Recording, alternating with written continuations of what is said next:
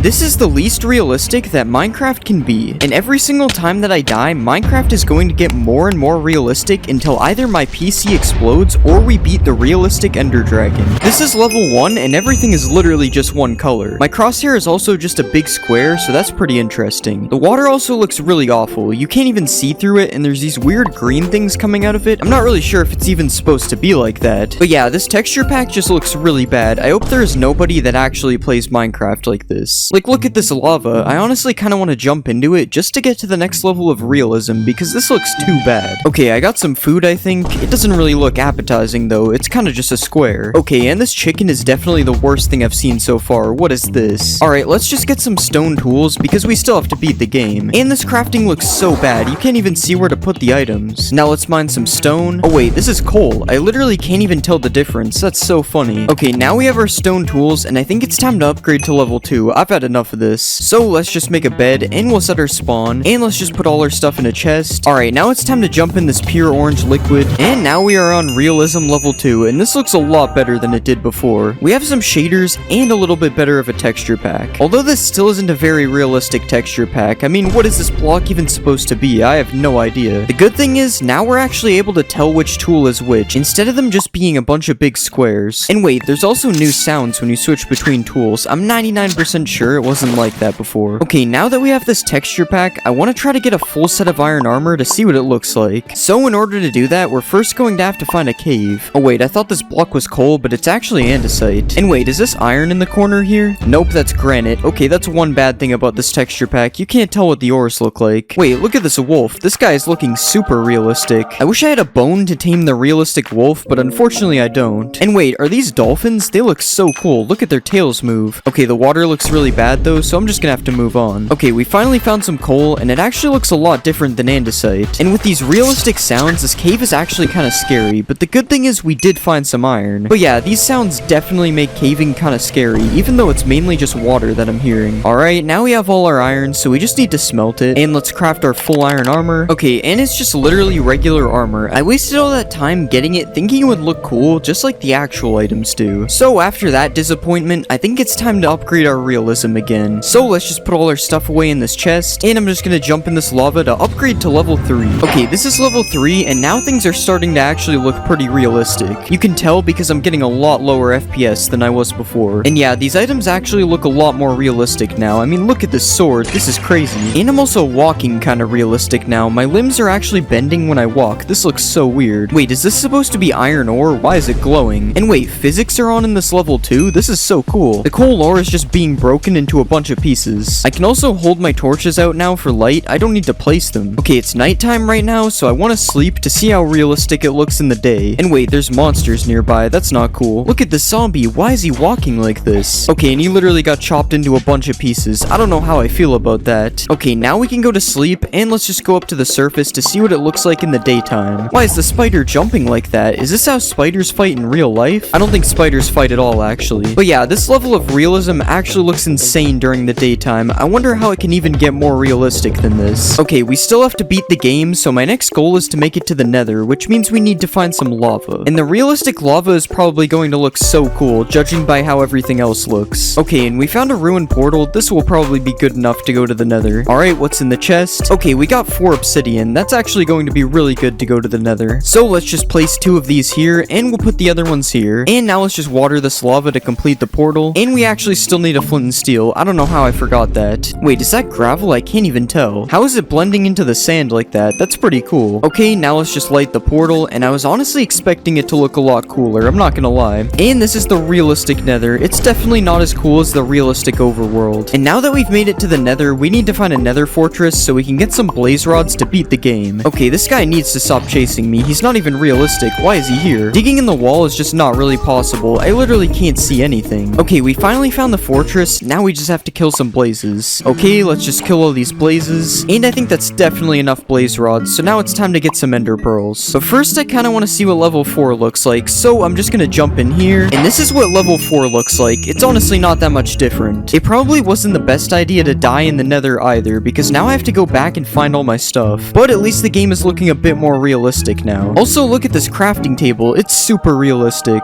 Okay, we're back in the nether, and honestly, nothing has really changed here either. It also seems like some of the blocks are just not realistic anymore. I'm not sure how that happened. Okay, I'm pretty sure I'm going in the right direction. Hopefully I am, or my stuff is going to despawn. And this spot looks good because there is a ton of blocks here. And yeah, my stuff is down there. Good. I was beginning to think I lost it. The next thing we need to do to beat the game is get some ender pearls, so I'm going to try to find the biome that has endermen. And I'm pretty sure this is the biome where endermen spawn, so now we just need to find some. Alright, let's just put this guy in a boat. Wait, what is going on when I hit him? That is so weird. Wait, the endermen have like special fighting techniques. This is actually really cool. Look at him, he's trying to kick me. I didn't know that enderman knew how to fight like this. Alright, I think we have enough pearls, so now it's time to go back to the overworld and find the stronghold so we can get to the realistic ender dragon. Okay, the Eye of Ender says it's this way, so let's start heading to the stronghold. This water also looks pretty realistic. If it wasn't for the render distance, this would look so cool. Okay, we found some land, and I think we should be getting pretty close to the stronghold. Wait, are these supposed to be pigs? I didn't know there were super realistic pigs in the game. And also these turtles look kind of realistic, and also kind of not. It's a mix of both. We might as well get some beds from this village because we're going to need these to kill the dragon. And wait, look at these villagers. I had no idea they looked like this. I'm also pretty sure the villager just blinked, which is really weird. I don't really like that actually. Okay, it's looking like the stronghold is right here, so let's just dig down. I literally can't see anything because of the physics. What is this? And we made it to the realistic stronghold, and I'm instantly being attacked by every mob. Alright, I'm pretty sure this is the only place that the portal room can be, but there's just so many mobs. I don't know how to get there. Okay, I think that's all of them. Wait, the silverfish is actually gonna kill me. Okay, that was almost really bad. So, as you can see, I only have 2 hearts left, so I'm going to have to die one more time before we fight the dragon. But the problem is, this next level might just break my PC, so hopefully it doesn't. Okay, this is level 5, and now things are looking insane. I don't even know where my stuff went. I'm pretty sure this level just broke it. I also don't know what this black thing is in the way here. This is so weird. Okay, I got my stuff back, but don't ask how. I definitely got it very legit. And now, as you can see, things are looking too realistic. I'm not even placing blocks anymore. It's just a bridge. Okay, I'm pretty sure the portal room is in this direction. And yeah, we've made it to the realistic portal room. Okay, let's just fill this thing in with Eyes of Ender. And I guess we're just gonna jump right in. Whoa, why is all the endstone purple? Oh yeah, I forgot the whole thing was just gonna collapse like that. Okay, so it looks like there are no longer any blocks in the end. The island is actually realistic, but the ender dragon is just default. That's actually kind of disappointing. At least the end looks super cool though. I mean, look at that sky. Okay, so we need to place some obsidian here, and let's just get our beds ready to kill the ender dragon. Okay, I don't really think this is working. It's impossible for me to see the dragon's hitbox. I guess we just have to use our sword. Okay, this isn't gonna work either. The dragon just keeps disappearing. I'm not really sure what to do here anymore, so I guess let's just break all these crystals. Okay, I kind of forgot that was gonna happen. I'm not gonna lie. At least we get to see the final level in the overworld though. Oh my god, this is a completely different game from when we were in the overworld last. Look at this tree. It's basically a real tree. And the sun is just a big blob. There's literally just no blocks as well, so everything just looks completely different. Okay, even though we died, it was definitely worth it, because level 6 is insane. Look at these caves. They're just circles. In the side of this mountain, it's like actually difficult to climb up now.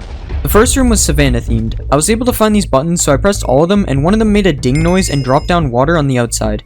So I went up the water and found a very detailed chest with a square inside of it. The square was actually a netherite hoe, so I used it to start hoeing the edge blocks to hopefully reveal something behind them.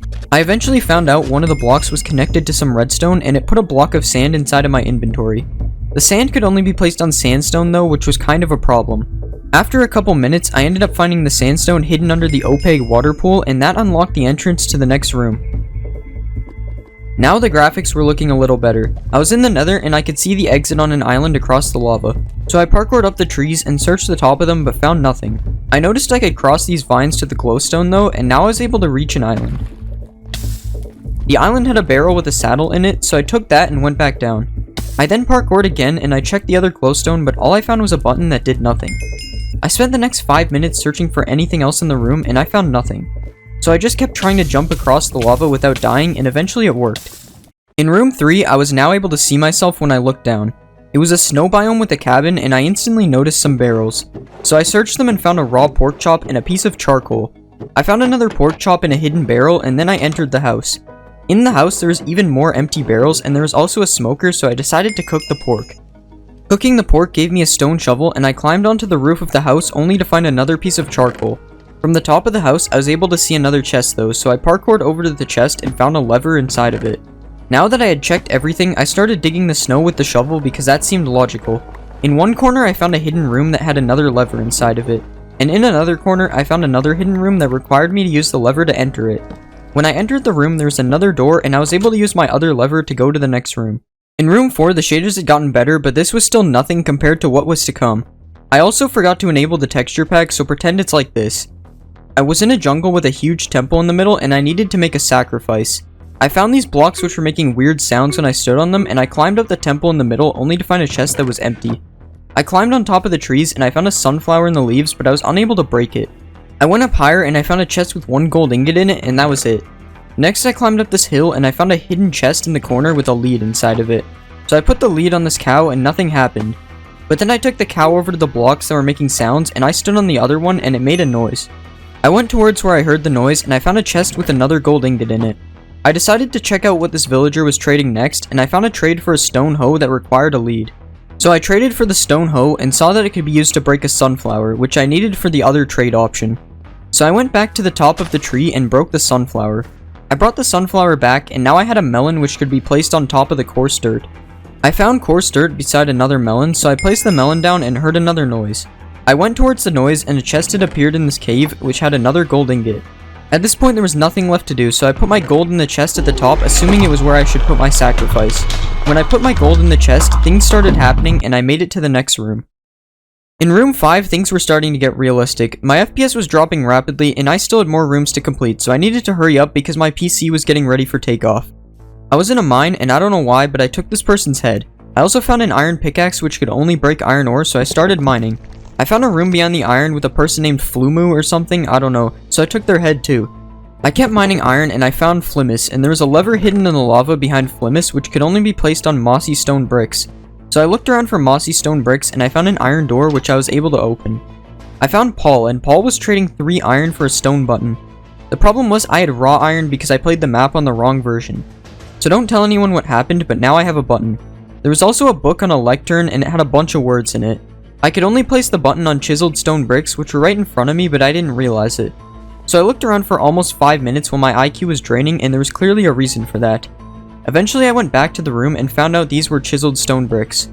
So I magically got more buttons, and each time I pressed a button, the color of the block changed in front of it. When you actually read the book, it tells you that you need to enter a color combination. The only place I had seen colors was the armor of the people around the mine, so I tried putting their colors in alphabetical order, but it didn't work. I actually just had them in the wrong order though, so I tried again, and it opened the entrance to room 6. Room 6 had a lot nicer shaders, but my FPS was dropping even faster. I was in a room from one of those rich mansions that are always haunted. I found a flower, then I found a secret room behind a trapdoor, and in the room there was an emerald on the table and nothing else I could take. I also stole the armor off of these armor stands and checked every barrel and trapdoor until I found a diamond. It was looking like my new goal was to rob this mansion rather than escape it, but then I realized someone was home and they looked very scary. It turns out they wanted to trade these items for the exact set of armor that I had, but I was still missing 2 of the items though, so I only did the first 2 trades. There was a book telling me Larry gave the key to Barry, and this was Barry, so now I knew I didn't get scammed. I went back out to the main room and found the sunflower right where I started, and now I only needed an iron nugget. I ended up finding a room behind this large wall of paintings, and inside of it was the nugget. So I took the nugget back to Barry and got the last piece of armor. I tried putting on the armor, but it did nothing, but then I remembered where I got it from and it made sense. So I placed the armor on the armor stands and I heard a noise, but the door was still closed. I ran around for anything else and I found a secret room behind the paintings, but it was useless. So I ran around some more and I found a hidden room in the most obvious place it could have been. In this room there were 4 swords on the wall, and I instantly knew I had to rotate them in a certain way to open the door. I remembered seeing a sword like this in the first hidden room, so I left the room and I ended up finding the diamond sword instead, which was pointing at the top left. So I rotated the diamond sword and I ran back to the trapdoor hidden room and found the gold sword pointing at the bottom left. Now I just needed to find one more sword because I could just guess the last one. So I went back to the useless room beyond the painting and it was still useless. I ended up finding the last sword in the first open room and it was pointing towards the middle right. So I guessed the last sword and I heard a noise telling me the door was open. So I went through the door and the gold block was here to teleport me to the next room. Room 7 had new shaders and they came with really annoying motion blur. I also had a very realistic shadow. I found a chest with a wooden shovel that could break red sand, so I started digging. After breaking almost every block of red sand, I found a chest containing a cactus. The cactus could only be placed on top of a cactus, so I found a cactus I could place it on and it created a staircase. When I got to the top of the staircase, it let me jump to a tree, and the tree had a chest with cocoa beans in it that could only be placed on jungle logs. So I found the one spot on this tree it would let me place them, and a ding went off and I was given a turtle egg.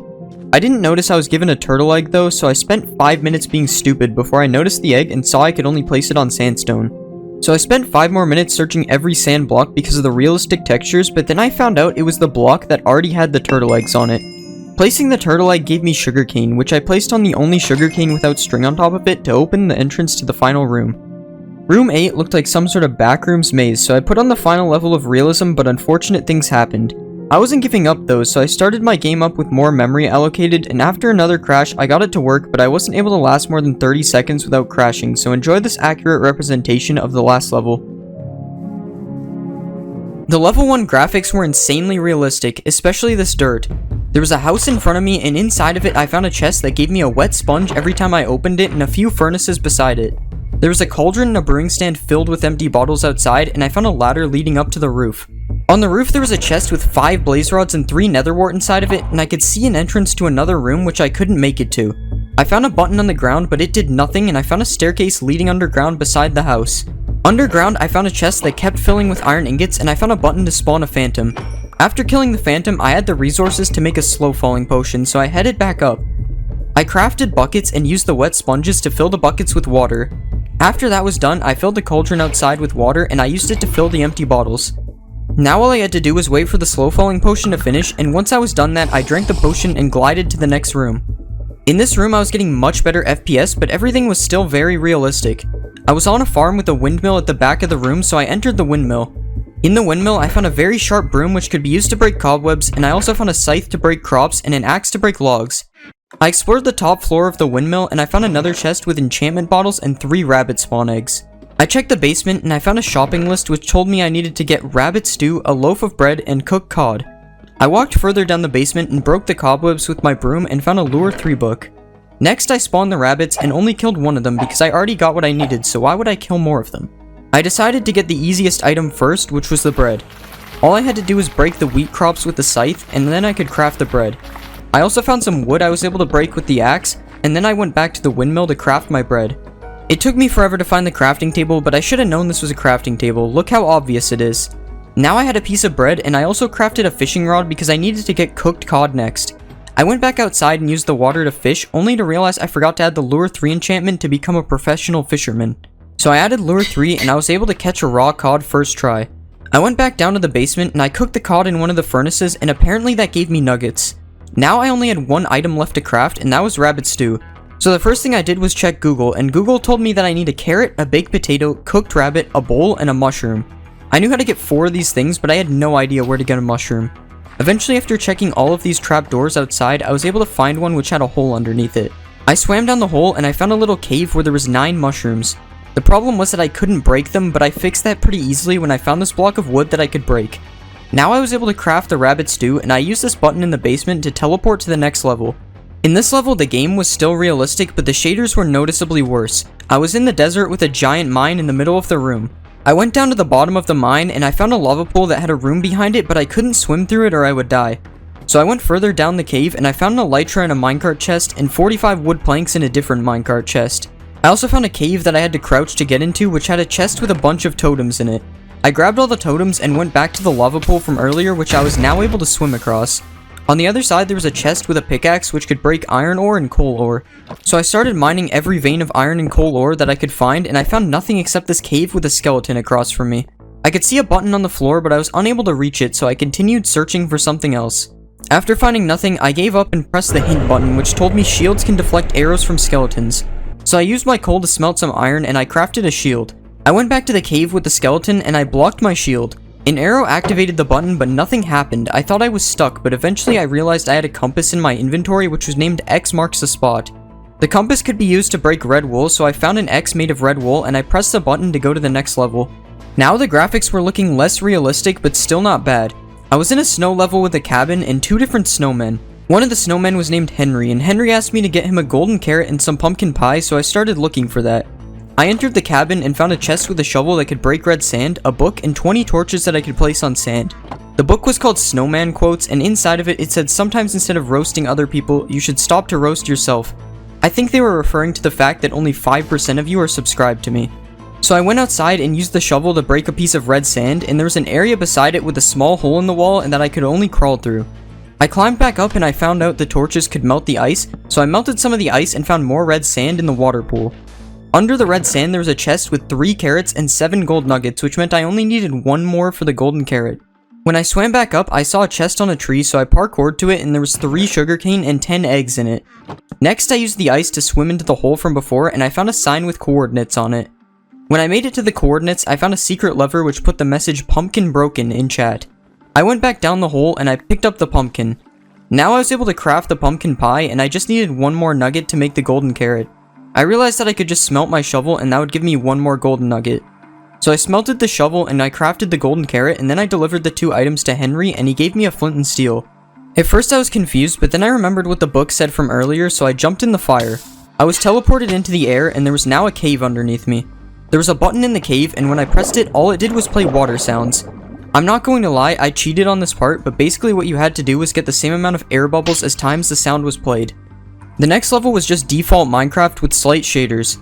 I was in some sort of space base and there was 1 room on each side of me. I decided to check the room with the chest first and it had a chest with a book and a bunch of hunger potions. The book told me to drink the potions, but when I did, nothing seemed to happen. I climbed up a water pool in the middle and I found there was a 2nd floor. I found a gold block with a pressure plate beside it which said helmet equipper, but nothing happened when I stood on the pressure plate.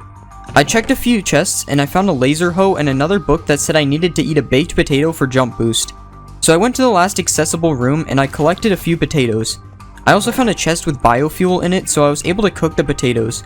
I ate the potato and I used it to jump up to a door which led to another room with a chest that contained a button. I placed the button on the gold block which said helmet equipper and I was given a glass block which I guess is a space helmet.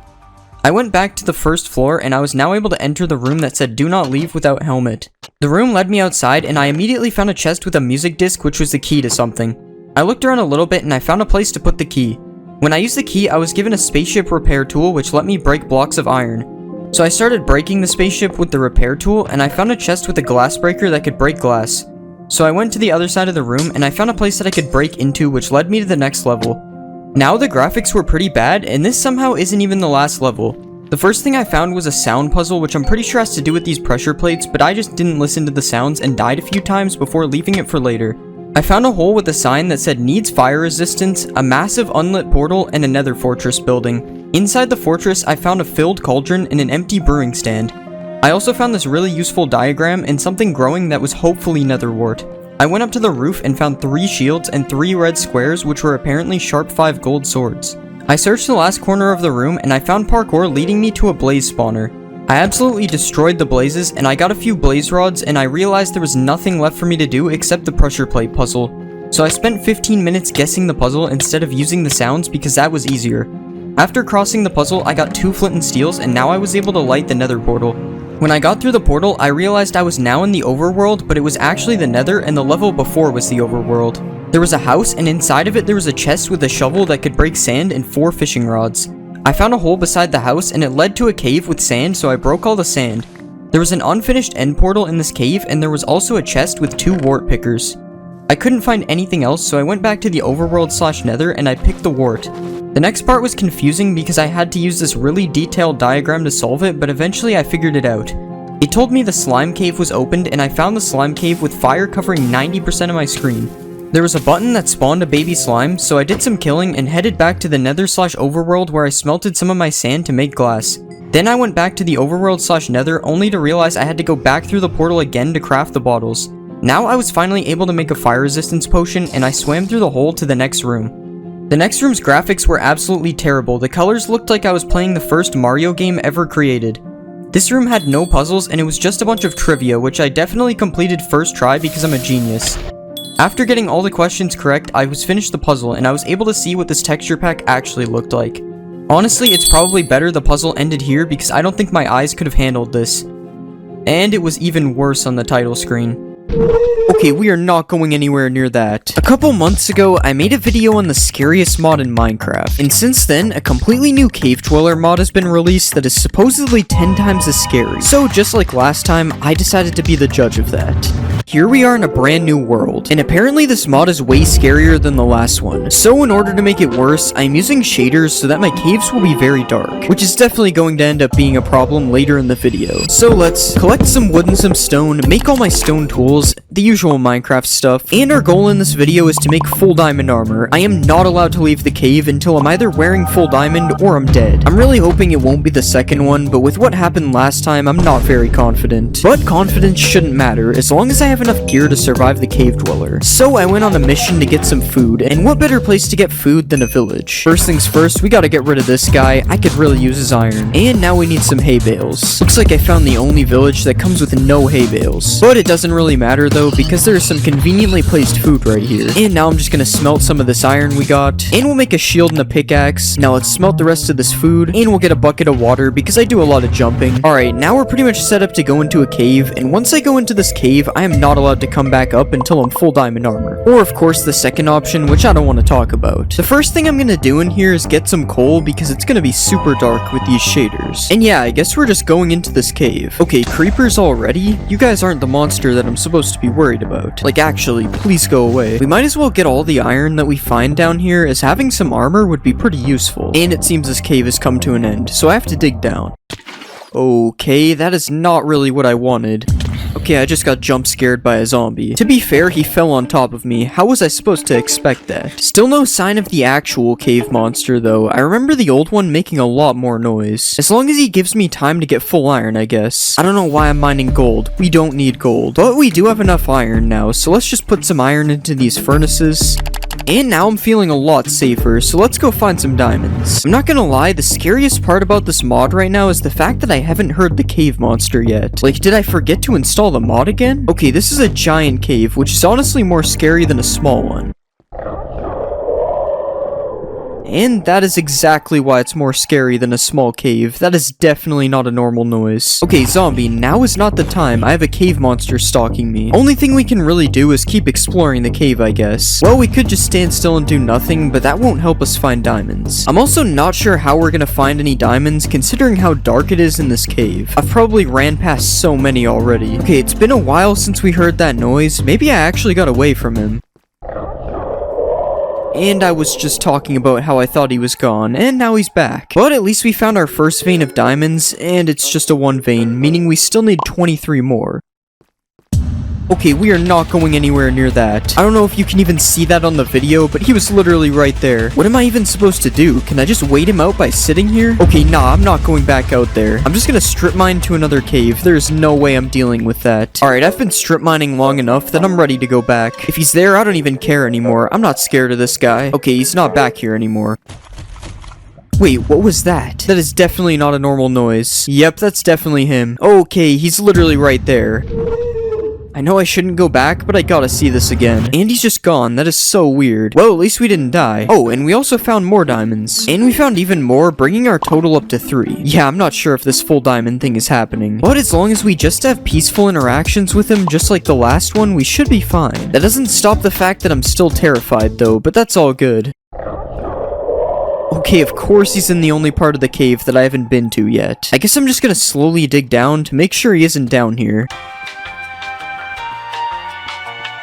Okay, my pickaxe is about to break, so I'm making a terrible investment. We are now back down to 0 diamonds. Alright, we just gotta leave this bunker. There is no way that I'm getting any diamonds from here. Yeah, he's not even here. It's just a skeleton. I wonder if this is what exploring an actual cave feels like. Okay, this is crazy. How are we gonna find the deep dark when we are also being followed by the cave dweller? We're about to have the cave dweller and the warden in here. Okay, the jump scared by random mobs total is up to 2 now. Honestly, less than I expected.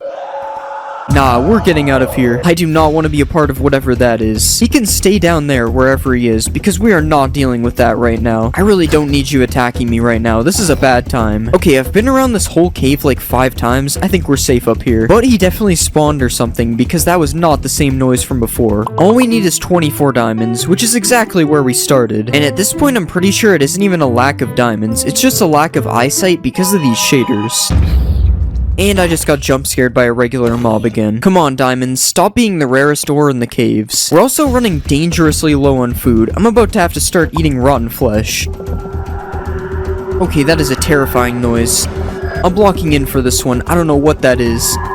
Why is it so long? How is it still going? Yeah, we're just gonna sit here for a second. I am not ready to face that noise. Oh, at least we found some diamonds. It's always a one vein. I'm just being cursed by the cave dweller or something. After that last noise, I am not stopping for anything. We're just running at this point. Okay, and we found more diamonds. And instead of one, this time we got two. That's great. Alright, it appears I'm out of food, so it's time to dig into our rotten flesh. More deep dark? We are not going this way. Okay, it looks like our only option is the deep dark, actually. Maybe the warden will help us fight the cave dweller, so it might actually be a good idea. I keep feeling like I'm hearing noise because everything is so silent. Ooh, there might be food in one of these chests. Nothing. And we actually got some food. Let's go. Okay, it appears he is not happy that we were able to eat. And he's literally just right there. Yeah, that's not terrifying at all. I hate the fact that he just stalks you and he doesn't actually attack. It kind of makes me want to chase him for some reason. But I'm gonna use my brain and just avoid the area that we saw him in, which is probably the best idea. And it's just the only way we were able to go, so of course he would spawn there. Well, hopefully he's not still here. Okay, he did leave us some diamonds. And it's just a one vein again. At this point, we were just stuck down here. The only way out might just be to die to him. It's not looking good at this point. Another one vein. That is awesome. I also feel like I'm starting to backtrack in my cave, but I just don't have enough torches to be placing everywhere. Okay, this is a much larger cave. I'm pretty sure I haven't been here yet. There's gotta be diamonds in a cave this big. There's no way. I literally can't see anything at the bottom here, but I definitely just have to jump down. Oh, and we found more diamonds. Just another one vein, which brings our total up to 6. Okay, it's that scary noise again. The one that lasts for way too long and makes you immediately box up. Since I'm able to make a piece of diamond armor, I might as well. Anything to help us fight against this guy. And I swear I can hear this guy breathing. Am I going insane? Okay, there's just way too many mobs out here. Why is there a giant water pool here that I can't see? These shaders are honestly half of the experience. I really can't see anything down here. Come on, there has to be diamonds. This cave is so big. We're almost out of rotten flesh. It looks like we need to farm a little more. And we're also almost out of torches. That will definitely be a problem if that happens. I've never been more scared while caving. This is actually insane. I just don't understand where the diamonds are. This is actually crazy. Okay, why is there just a zombie with a sword? If that thing hits me, it'll probably kill me. Please don't blow up the food. Okay, I'm kind of busy right now, so how about we just don't? Why is the zombie just waiting for me to leave? This is where I heard him, but it's really just the only way that I can go. This is just kind of looking like the end right here. We got no food and no torches. Oh my god. And we're just dead. I threw my pickaxe trying to press 1.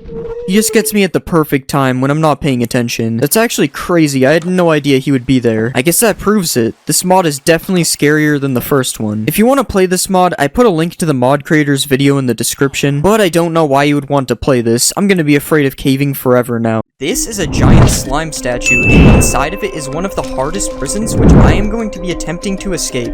I spawned inside of a bedrock room with a sign that said the rules. No breaking signs. I walked out into another room and I saw a crafting table and a hopper. I opened the hopper and there was 8 iron inside.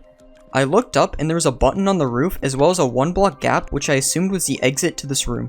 The problem was I didn't know how to fit through the 1-block gap with only 8 iron ingots. I grabbed the crafting table and placed it so that I could look through the gap, but I found nothing. It wasn't until I checked my crafts that I realized what I needed to do. I needed to make 2 iron trapdoors. One to build up, and the other to push me through the gap. So I placed the trapdoors, and after a few tries, I made it to the other side. In the next room, there's a 5-block gap with a pit of lava under it, and there were ice blocks below my feet. These ice blocks were packed ice though, so I could not break them for water.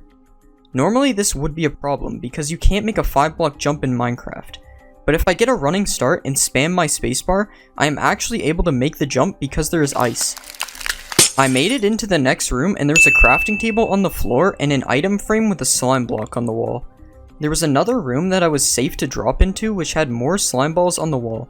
So I collected all the slime balls and now I had 8 slime balls and 8 item frames. There was a bedrock block in the middle of the floor and I was pretty sure I needed to place a slime block on it to bounce to the next room. But I still needed 1 more slime ball to make a slime block. I looked around the room and found nothing, but then I decided to break the crafting table and the last slime ball was under it. So I put the crafting table back and I crafted the slime block. Now I could place the slime block on top of the bedrock block and jump to the next room. In the next room, I found 2 item frames with a red and brown mushroom in them. There was also a slab and a deep slate block that was probably meant to blend in with the bedrock. So I broke the deep slate block and underneath it was a hopper that contained a bowl. I also tried breaking the slab, but there was nothing under it, so I put it back. I needed to make a 1.5 block jump, but the only thing I could craft was mushroom soup, so I had to be missing something. I looked around and eventually I found another deep slate block hiding in the bedrock. So I broke the deep slate and above it was a cornflower. I now knew exactly what to craft. I crafted a suspicious stew, and because I used a cornflower, the stew would give me jump boost. This jump boost would allow me to make a 1.5 block jump into the next room. Inside of the next room, there was a long hole in the ground as well as a stone block in an item frame with a sign pointing towards it. There was another stone above me as well, so I grabbed the stone and dropped into the room. I collected the other stone and then checked the hole for anything else. Inside of the hole there was a crafting table and another stone, so I collected that too. I needed to make it up this wall, but 3 stone blocks definitely wouldn't be enough. So I checked the crafting table and saw that I could make 6 stone slabs, which would be better. After I made the slabs, I went to the sign that I saw earlier, assuming that was where I needed to build up. I built up and I was still short a few blocks, but I looked in F5 and saw a wooden pressure plate at the top. I realized that from where I was standing, I could throw one of the item frames on the pressure plate to activate it. So I activated the pressure plate and water came out, allowing me to swim out. In this part of the room, there was nothing except for a hole in the roof, which was the exit. I was confused until I realized I could swim through the water to break the piston. Behind the piston, there was a barrel that contained a slime block, and that was it. So I went back into the room and now I had a piston and a slime block. If I placed the slime block on top of the piston and stood on it, I could boost myself up to the room, but the problem was I still needed to activate the piston. Luckily, I could break the pressure plate from before and I could throw an item frame on it to activate the piston and boost me to the next room. Inside of this room, there was a furnace in the corner, a hole with 3 beehives in it, a hopper on the roof, and a massive hole covered in signs. I opened the hopper first, and inside of it was 6 blocks of sand. Unfortunately, these would be of no use to get down the hole, so I had to keep looking. There was nothing else in this room though, so I decided to break the hopper. Behind the hopper, there was an item frame with coal in it, so I was pretty sure I had to smelt the sand. So I used the furnace to smelt the sand, and I was left with 6 glass. This still didn't give me a way to get down the hole though, so I decided to break the furnace because I didn't need it anymore. Behind the furnace, there was a crafting table, and I could only make 2 things. I remembered there were still beehives in the hole, so I made bottles to collect the honey. If I collected the honey, I can make a honey block, which would allow me to take less fall damage dropping down. So I collected the honey, but I only had 3 bottles and I needed 4 to make a block of honey. Luckily, there was another beehive hidden underneath, and I was able to make the honey block. So I dropped down and landed the clutch, making it to the next room. There was a 2-block jump to get to the next part of the room, so I had to use my honey block to get up. I thought I was stuck, but I remembered that I needed to crouch to the very edge of the block to be able to jump. Inside of the next room, there was lava flowing from the roof, as well as a second area with bamboo in it. I looked up and also ended up finding a fire resistance arrow, so I grabbed that. Before I dropped into the next part of the room, I clicked the lava to see if anything was behind it, and I found a hopper with a crafting table. Now I was sure there was nothing left at the top, so I dropped down into another part of the room. I broke the dirt holding up the bamboo, and I found a hopper underneath it with 3 string inside of it. Now I was able to craft a bow, which would allow me to use the fire resistance arrow to go inside the lava. I tried to get back up, but I didn't have enough blocks. That was when I realized there was another deep slate block, so I broke it and there was another piece of dirt behind it. Now I was able to get back to the top part, and I shot myself with the fire resistance arrow. I swam down the lava first, and there was a room with a hopper that contained 12 string. I swam up to the top of the lava and there was a room, but I was trapped in the lava by a bedrock block above me. There was a chest I could reach though, so I opened it and found 3 wood planks. There was also a crafting table, and I knew exactly what to do. Just like in my last video, I needed to make a bed and sleep in it to get through the hole. So I made the bed and placed it in the room, but it was still daytime, so I was unable to sleep. I realized it didn't matter though, because the bed set my spawn point, so I just had to wait for the fire resistance to run out and swim in the lava until I died.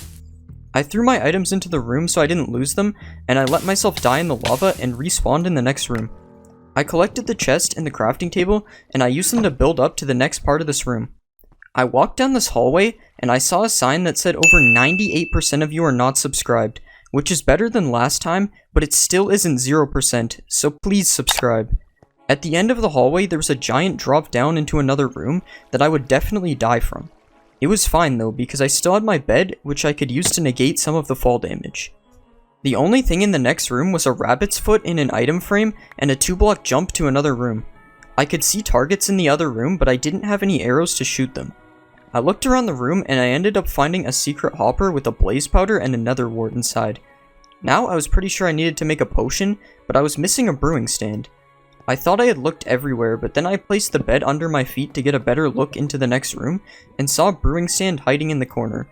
So I used the brewing stand to make a potion of leaping, and because I was standing on the bed, I was able to jump into the next room because it was only a 1.5 block jump. In this room, I found a slime block in the corner, and in front of me there was a big lava pit that I couldn't get across. There were a couple of targets on the roof, but I didn't have any projectiles to hit them with. I saw a hidden hopper across from me, so I checked if there was one on my side, and sure enough there was. The hopper contained 2 arrows, and now I could use them to shoot the targets. The targets dropped 2 sand blocks into the lava, and I could use them to parkour across the lava. I made it to the other side and opened the hopper, finding an ender pearl. I went to the end of the hallway and there was 2 ladders and that was it. The only thing I could do here was pearl glitch, so I threw my pearl and I was teleported to another room. There was another slime ball in an item frame, so I took that, and in front of me there was an elevator to the next room. This room had lava falling from the roof, a single block of ice in the floor, 4 beehives with honey forming a staircase, and another part of the room higher up. I checked inside of the lava, and like usual there was a hopper hidden underneath with 4 string and 2 iron ingots. With 4 string and 4 beehives, I realized I could make candles to melt the ice, but I still needed honeycombs to craft candles, and all I had were beehives. But then I remembered I had 2 iron and I could make shears. Shears would allow me to collect the honeycombs from the beehives. So I made shears and collected the honeycombs. After that, I crafted 4 candles and placed them on top of the ice block. I waited for the ice to melt, but then I realized I still had to light the candles for that to happen. I had nothing in my inventory to light the candles, but there was still one part of the room I hadn't checked. I used F5 and I could see there was a hopper in this part of the room, but it was still too high up for me to reach. Luckily, I still had honeycombs left over and I could make 2 honeycomb blocks to complete the staircase. When I got up, I found another slime ball in an item frame, and I checked the hopper and I found an arrow. This might seem useless, but I can actually shoot the arrow through the lava to set it on fire and light the candles, so I lit the candles and waited, and eventually the ice melted. I swam down the water and I made it into a small cave-like room. I was trapped by a bedrock block above my head and I could see nothing except for a piston with a slime block on top and an observer beside it. This was until I noticed water particles coming from the ceiling. I crouched forward and ended up finding a deep slate block, so I broke it. Behind the block there was water and I could now swim out of the hole. There was a hole above the slime block, but it was too high up to reach. I went back to check the water and I found another slime ball in an item frame on the way. I swam up the water and there was a small hole with a hopper inside that had 2 nether wart and 2 nether bricks. I went back to the slime block and thought I was missing something, but I checked my inventory and saw that I could craft red nether bricks. I placed the red nether bricks in front of the observer and I was launched into the next room. I immediately saw a hopper in the floor, and I checked it and found 2 moss blocks. In front of me there was a 4-block high wall with a fence at the bottom. 2 moss blocks was not enough to climb up the 4 blocks, and I couldn't jump on top of the fence because it's too high. So I turned the moss blocks into moss carpets, and now I was able to climb up. The next part of the room had a taller wall I had to climb and a crafting table in the corner. I was also able to see a few pistons holding up water in the roof. I checked behind the crafting table, but there was nothing, so I placed it back down. I found a hole in the corner with water at the bottom, so I dropped down. Inside of the hole there was another room, and I found a bunch of dead bushes and blocks of sand. So I broke it all, and I was left with 8 sticks and 15 sand. I was about to build back up, but I noticed there was another part of this room that I could build up to. So I built up to the next part of the room, and there was another item frame with a slime ball as well as a hopper that contained 2 steak and a stone block. There was nothing else up there though, so I went back to the bottom and built up to the main room. Luckily 15 sand was exactly enough to make it back up, and I went back to the crafting table and used the 8 sticks I got to make ladders. I used the ladders to make it up the wall to the top of the room. There was a hopper with a sign pointing at it, so I checked the hopper and it had an iron pickaxe in it. I took the pickaxe and broke the hopper to see if there was anything underneath. Underneath the hopper there was nothing, so now I was kind of confused until I remembered the pistons I saw earlier. The reason this was important was because I could make a lever to activate the pistons. But the problem was I didn't know where to place it, so I tried the obvious, which was under the sign with an arrow pointing down. To my surprise, it worked and water dropped down from the roof. So I climbed up the water and made it to another room. In the next room, there were some walls that I couldn't climb up and another piston with a slime block on top. I found another slime ball in the corner and that was it. I looked around and ended up finding a couple of wood buttons near the roof. I still had one arrow, so I decided to shoot the buttons to see what happened. It ended up activating the piston underneath me and I was boosted to the next part of the room. In this part of the room, there was only a block of dirt and I needed to make it up 4 blocks. I tried building up with the items I had, but it was impossible. That was until I remembered I can break the block underneath candles and they stay floating. So I made a staircase out of the candles and I climbed up the wall to another part of the room. In this part of the room, there were some leaves in the corner and I had to cross a 2-block high gap to get to the next room. I could use the hopper I had from earlier, but I still had shears, so I decided to shear the leaves to build up instead. In the last part of the room, there was a sign with arrows and a pit of snow. There was a 5-block jump to the exit and I was able to cross this with the hopper in my inventory. But I saw a block of powdered snow in the middle of the hole, so I decided to drop down in case there was something important. I broke the powdered snow and there was a hopper underneath it. The hopper had a diamond shovel inside of it and that was it. So I collected the snow and built back up and just built to the last part of the room. I found another slime ball in the corner and there was a hopper that I couldn't reach, but I was able to reach it when I crouched, and there was a levitation arrow in the hopper. I looked up and I saw a hole in the roof, so I shot myself with the levitation arrow and floated up to another room. In this room there was a hopper on the roof. I opened it and it had 12 sand in it. There was another slime ball in an item frame and a furnace and a crafting table at the end. I looked up and there was a big hole, but I only had 12 sand, so I wouldn't be able to get to the top. I knew I was missing something, so I tried breaking the hopper, but I found nothing. I broke the crafting table as well, and behind it there was a dried kelp block. This might seem useless, but a dried kelp block can actually be used to smelt all 12 of the sand blocks. So I turned all of the sand into glass, and now I was left with 12 glass blocks, which still isn't enough to get to the top, but I can actually turn those blocks into 32 glass panes. 32 glass panes looks like it is enough to get up the hole, so I tried building up and it was just enough to make it to the ladders.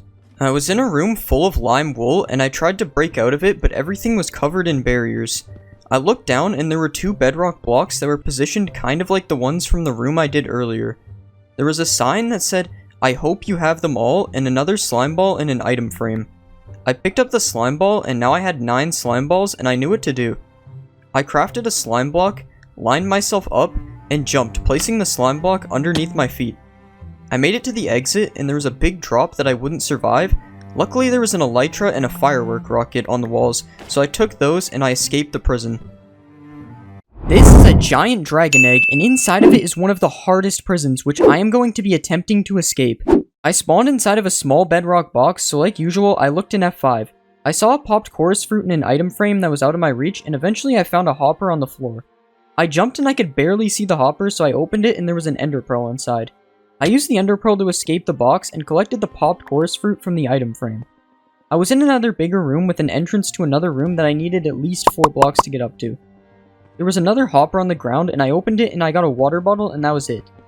There was nothing else in this room, so I started breaking the hoppers to see if there was anything behind them. There was nothing behind the first one, but behind the second one there's a hole, and inside of that hole there was another hopper. I opened the hopper and there were 2 blaze rods, and now I knew how to make it up to the next room. I crafted 4 end rods using the popped chorus fruit and a blaze rod, and that was just enough blocks to make it up. In the next room there's a bunch of quartz ore in the corner and a hole in the top corner leading to another room. There was also a hopper in the corner that had 1 coal and 1 gunpowder inside of it.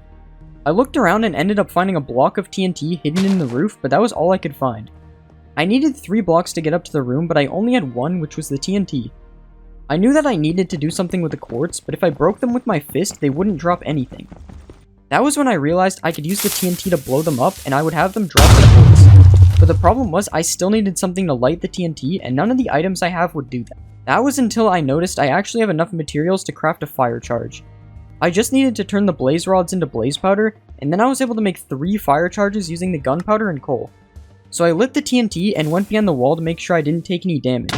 Then I went back into the room and picked up 14 quartz, and now with these quartz I could make 3 quartz blocks, allowing me to build up to the next room. In the next room, I collected an item frame with a phantom membrane, and there was also a hopper with 5 nether wart. I saw there was a huge drop down to another room, but it was way too far to survive.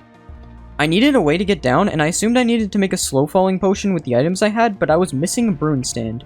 So I went back and checked beyond the hoppers in case I missed something, but there was nothing behind them. Now I was confused, so I took another look down the hole, and that was when I found a brewing stand hiding on the side. So I made an awkward potion, and then added the phantom membrane to make a slow falling potion. Then I drank the potion, and I glided down to the next room. In the next room, I walked over 2 pressure plates that actually took my potion effect away, and there was nothing in this room except for an oak log. But the oak log was all I needed to get to the next part though, so I made 4 oak planks and used them to build up. In the next part of this room, there's a huge pool of lava leading to an opening on the other side. There was also 2 dispensers really high up in the roof, and a hole with a crafting table and a pressure plate that I assumed I needed to activate. The problem was I had nothing to activate the pressure plate, so I checked in the crafting table for any crafts, but there was nothing of any use. There was nothing else in this room though, so I had to check other places. First I checked beyond the lava to see if anything was there, and I actually found a hopper with a warped fungus inside of it.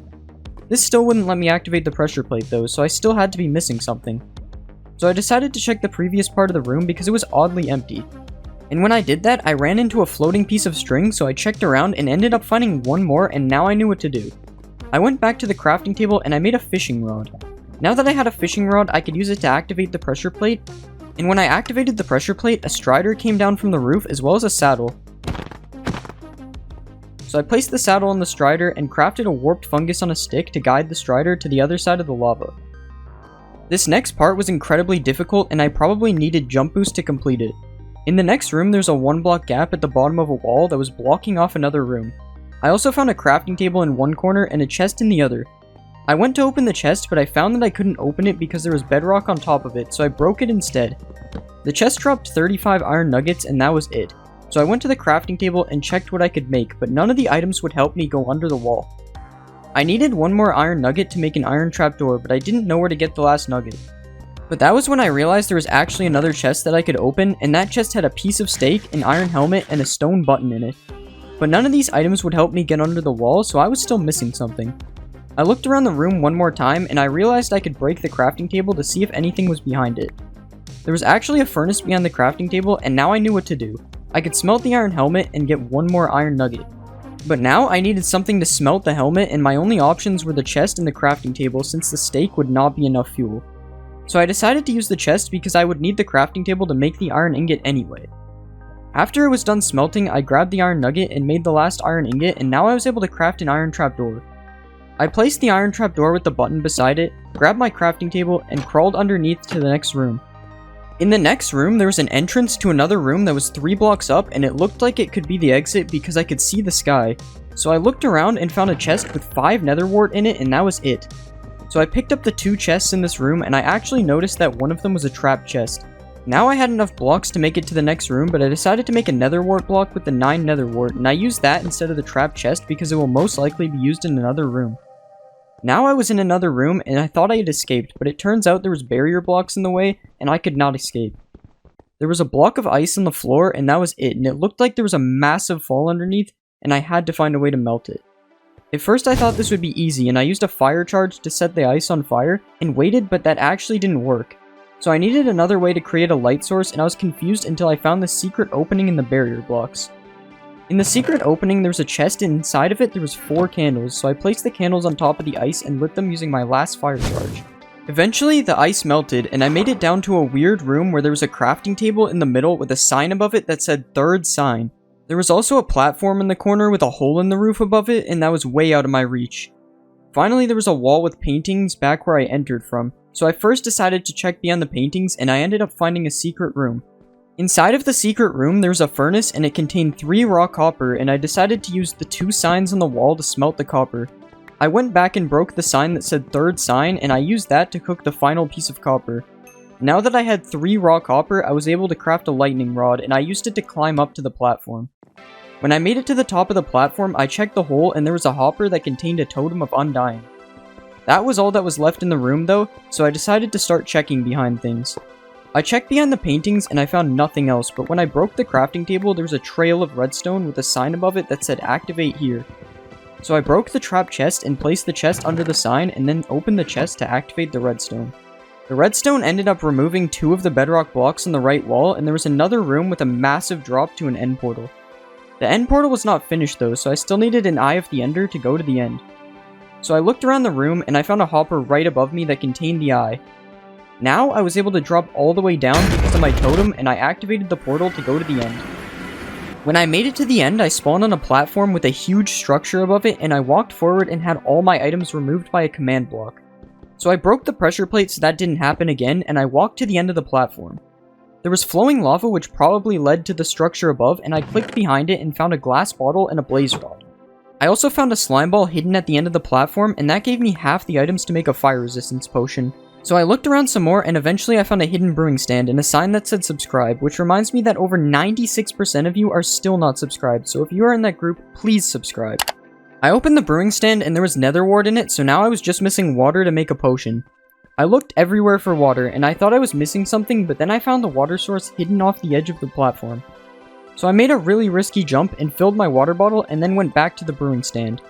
I made a magma cream with the slime ball, and I made one fire resistance potion, and now I would be able to climb up the lava. So I drank the fire resistance and swam up the lava, and when I made it to the top, I was in another room which had 4 popped chorus fruits hidden in different areas. I used the chorus fruits to make 4 purple blocks, and I used those to climb up to the other part of the room. This room was a giant platform, and there were 2 observers in it as well as 2 rooms on the side that I didn't have enough blocks to climb up to. So I decided to look around the edge, and I found a dropper which contained 1 piece of bedrock and an end crystal in it. I used the bedrock to finish a staircase to one of the rooms, and inside of this room there's a hopper with 2 different types of logs and an oak plank in it. There was also a space I had to crawl under. So I made a crafting table and crafted a boat and then used it to go under the wall. On the other side of the wall, there was another hopper with a piston, a slime ball, and 4 honey blocks, and now I knew where this was going. Now that I had a few blocks, I used them to build up to the other side of the room, and inside of it there was a bunch of iron ore. I knew this iron ore was put there for a reason though, so instead of breaking it, I used the end crystal to break it so that raw iron would drop. The explosion revealed another room behind the iron, and this room had a furnace inside of it that contained 8 sticks, so I decided to smelt the 3 iron. 3 iron would be the perfect amount because it would leave me with enough sticks to make a pickaxe, and I could use the pickaxe to break the observers in the main room. The reason I would want to break the observers is because I have almost everything to make a flying machine, but the observers are one of the things I'm missing. So I smelted the iron, and while doing that I noticed something weird. The iron was immediately disappearing after it smelted, so that meant there was a hopper behind it. So once I was done smelting, I broke the furnace, and sure enough there was a hopper which contained the last items I needed to make a flying machine. So I crafted my pistons into sticky pistons, made a pickaxe and broke the observers, and then I made a flying machine. After that, I activated the flying machine and flew to the end island. And on the end island there was a giant dragon egg, and inside of it was the exit to the overworld. So I went through the portal, and that was it. I had escaped the end prison in Minecraft. This is a giant furnace, and inside of it is a bedrock prison which I am going to try to escape. I spawned in a small room with a hopper and a furnace covered in amethyst buds. I broke the amethyst buds and I got 4 amethyst shards. There was an entrance to a room in the roof and another room beside me through a window. I used the ice to swim through the window into the other room, and I picked up 2 string and 2 tripwire hooks. I looked around and found a dropper with oak stairs and 2 honeycombs inside of it. I also noticed a hopper at the top of the room, so I built up, and inside of it was glowstone dust. I could see sand on top of the hopper, so I mined it and the sand fell down. I collected all the blocks in the room and went back to the main room. I was now able to climb through the hole in the roof, and through the hole I found a chest with a netherite axe and a blaze rod. I mined the chest and built up to this area with an iron door. There was another room above this, and I was able to jump and get a gold ingot from the furnace. There was also a brewing stand in this room, and I jumped and grabbed nether wart from it as well. At this point I didn't know how to get into that room, so I went back to the other room. I saw 2 different holes in the roof, so I decided to try to build into those. I crafted candles and an amethyst block, which just barely gives me enough blocks to make it to the first room. In this room, there's a dispenser with jump boost pots, gunpowder, and a fermented spider eye inside it. I also could see another hole in the roof and a hole in the floor with a villager standing on a pressure plate. I used my blocks to build up to the other room, and I found a shulker box with 3 glass bottles in it. So I collected the shulker box and all my other blocks, and I headed back to the room with the iron door. I was considering breaking the iron door, but then I realized the chest I had was actually a trap chest, so I could use it to power the door. In this room there was a furnace, a melon, and a brewing stand, so I broke the melon and realized I probably had to make a harming potion to throw at the villager. I had no idea how to make a harming potion, but I guessed and I managed to get it. I ended up using the harming potion on the villager, and it didn't die, which I thought was a problem. I decided to restart the run because I thought I messed it up by only using one harming potion, but it turns out I only needed one anyway. Hitting the villager with the potion gave me a shulker box, and I used that shulker box plus the jump boost to climb up to the next room. In this room, I found a chest with 2 cobwebs, 4 sticks, and 1 iron ingot. There was a target on the wall and a piece of redstone beside it. There was also another room on my right with water across from it and a hole that went pretty far down below me. I decided to just drop down, and I saw a little hole in the left as well as another drop even further down. I tried to jump into the hole, but I messed up and fell all the way down. I found a few note blocks in the wall, and when I clicked them, a secret door opened. I found a feather on the wall, an empty dispenser, and a pumpkin on the roof. I broke the pumpkin and found there was another room above this one. I mined the note blocks and I found a few pistons behind them, so I mined those and also mined a piston and a pressure plate in the hole I missed the jump to. I used these blocks to build up through the hole in the pumpkin room and found 2 raw iron blocks leading to an entrance. I had no way to climb up these blocks, so I decided to head back to the main room. I climbed up to where the water was and realized I could place my cobwebs in it to make string. So I went back to where the target was and had a choice of crafting a fishing rod or a crossbow. Since I had no arrows, I chose the fishing rod, which ended up being a mistake. It turns out there was supposed to be flint in the chest in this part of the map, but it wasn't there. So I had to restart again and made my way back to the room. This time I had a slightly different strategy. I had used a few less blocks in the room before, giving me more blocks to work with. I also used the blocks to make the water flow all the way down so I didn't have to build back up to the main room. Once I was done that, I continued like before, but this time I made a crossbow instead. I shot the target and heard a dispenser in the other room, so I collected my stuff and went to find the dispenser. I found the dispenser in the pumpkin room and it contained shears. Next I built up through the hole in the roof back to the room with the raw iron blocks. I was able to build up to the entrance using the 3 blocks in my inventory and found 4 blocks of iron and a door. There was also a hole in the roof which went to another room. So I broke the door and went back out the room. I collected my blocks and used the door to build back up to the room so I could grab a sticky piston. I brought the sticky piston because I had a wooden pressure plate and I could use the piston to rearrange the iron blocks. So I rearranged the blocks into the shape of an iron golem, and then I left the room and grabbed my pumpkin and placed it on the head to spawn the iron golem. I killed the iron golem and it dropped 3 iron ingots, which I was now able to use to craft a bucket. So I crafted a bucket and then I ran back to the main room with the water and filled my bucket with water. I was now able to climb back into the golem room with the bucket, and then I climbed through the hole in the roof where there was a button which teleported me to a new room. I lost all of my items and I was in a room with a door and a dispenser. I broke the door and found an egg and a piece of string in the dispenser. I then used the door to climb up the wall to another room. This room had a piece of sand with a sea pickle on top of it and a floating fence gate. I rearranged these blocks so I could climb the next wall to another room. This time there was 2 dispensers, a hopper, a redstone comparator, and an iron trapdoor. The dispensers had a health pot and a stick in them, and I activated the comparator with the hopper, which activated the iron trapdoor so I could climb the next wall. In the next room there was a composter, a beehive, and a pumpkin. I noticed the beehive had honey in it, so I drank the health pot so I could collect the honey. I then broke the pumpkin and made pumpkin pie, which I used to make bone meal in the composter. The reason I made the bone meal was because there was a moss block over the next wall which could be used to make more moss blocks with the bone meal. I used 3 moss blocks to climb in a new room with a ton of stuff in it. There was a piston, a slime block, a hay bale, a comparator, and an observer. The next room was too high for me to reach, so I used the piston and slime block to make a launch pad powered by the observer. When I got up, I found a dispenser with 6 blaze rods and a slime block, which I broke. There was also a target in the wall with an unlit redstone lamp above it. There was another room on the left, so I used my blocks to climb up. There was an iron door maze on the other side, and when I crossed it I found a hopper with a crafting table, a stick, and a piece of string. There was another room on the right, so I climbed up there and found another room with lava and a cobblestone wall. I checked the lava and there was nothing under it, so I went back to the main room and figured out how to craft more blocks. It turns out I didn't need the blocks though, and I was able to get over the wall by setting myself on fire and jumping. I made it over the wall and found a furnace with a popped chorus fruit inside of it, and I made end rods so I could climb another wall. Over the wall there was a big room with a brewing stand, a hopper, and a donkey behind some fences.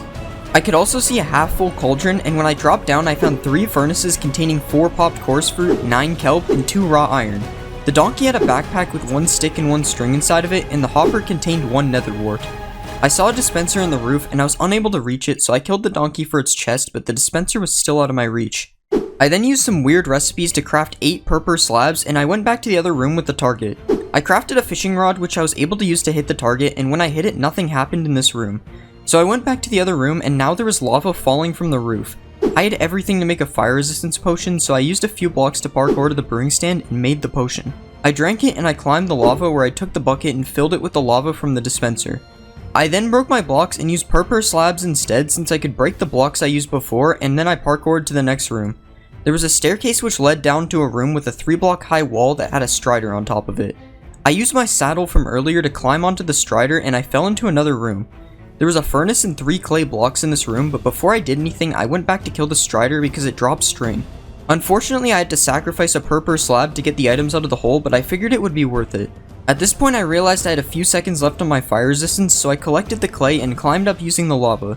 There was a hopper up here with another bucket inside it and a hole with an entrance to a room above it. I saw nothing in this hole, so I decided to just skip it and I made it to a different room where I got 2 tripwire hooks. There was another drop further down where I found a maze on my left and cobwebs on the right. I went through the maze where I found a hidden dropper with another bucket, 13 redstone, and a block of TNT. I also found another room which I had to build up to, but I decided to go back and use the TNT to break the cobwebs first because I could use the string to make more blocks. I built up to the iron door room and this part made 0 sense to me, so I did some crazy stuff which was definitely not from the tutorial and I made it to the next room. In this room there was a hopper with 2 glowstone blocks and an egg, and then I used this hopper to build up to another room without losing too many blocks. Now I was in a room with a cow for some reason and I decided to just craft wool and build out to the next room. This room was actually the final room and I found a ladder which was the exit to this prison. This is a 1-block prison and I am going to attempt to make it to the final island and escape. I spawned on top of a bedrock block with a carpet under my feet and a crafting table underneath it. I looked around and there was a bunch of islands surrounding me and there was a bedrock block with a cobblestone wall closest to me. I grabbed the carpet and looked above me and I found a composter. I grabbed the composter and used it as a block, and now I needed 1 more block to get to the cobblestone wall. I looked around some more and saw a chest on top of the bedrock block above me. So I tried opening the chest and I was barely able to open it. Inside of the chest there was 2 stacks of apples and that was it. 2 stacks of apples might seem useless, but in Minecraft you can actually right-click composters with food items and eventually you will get bone meal. So I spam-clicked all the apples and I had exactly 9 bone meal, which was enough to craft a bone block. I used the bone block to build up to the next platform and now I could see there was a ladder on the other side. I used the carpet to get to the top of the cobblestone wall, but I was still missing a block to jump up to the next part. So I carefully broke the chest and then I broke the carpet and placed the chest underneath me. Then I placed the ladder on the bedrock block and climbed up. I made the jump to another island and now I needed 6 blocks to climb up to the next island. The problem was I only had 3 clay blocks, so I looked around but all I found was a furnace and a crafting table on the edge of the island. So I broke the clay and underneath it there was actually a dried kelp block and an item frame. If you didn't know, a dried kelp block is actually one of the best fuel sources. So I smelted the 12 clay to make 12 bricks. After that I made bricks and I was confident that you got more than 1 brick block from 4 bricks, but I was wrong. So I still had 3 blocks, but luckily bricks can be made into slabs and that gave me 6 slabs so I could climb up to the next island. On the next island there was a random sign, so I broke it. There was also an empty cauldron and some sort of lava thing above it that was covered in bedrock that led up to another island. I went further and found a staircase leading to another platform, and there was a hole in the ground and I found a hopper that had 3 raw iron inside of it. There was also a bunch of droppers covering the rest of the island, so I searched them all and found a fire resistance potion. There was also a furnace blending in with the droppers and there were 4 saplings inside of it, so I decided to use them to smelt the iron. The saplings only smelted 2 of the iron, so I used the sign to smelt the last piece. After the iron finished smelting, I went back up to the main platform and found a dropper that had dripstone in it. Now I had a good idea of what to do, so I went to place the dripstone above the cauldron and I actually found another behind the cauldron, so I placed 2 of them above it. I was going to use the dripstone to fill the cauldron with lava, and after it filled I could collect the lava and use my fire resistance to climb up to the next island. But I still needed to craft a bucket.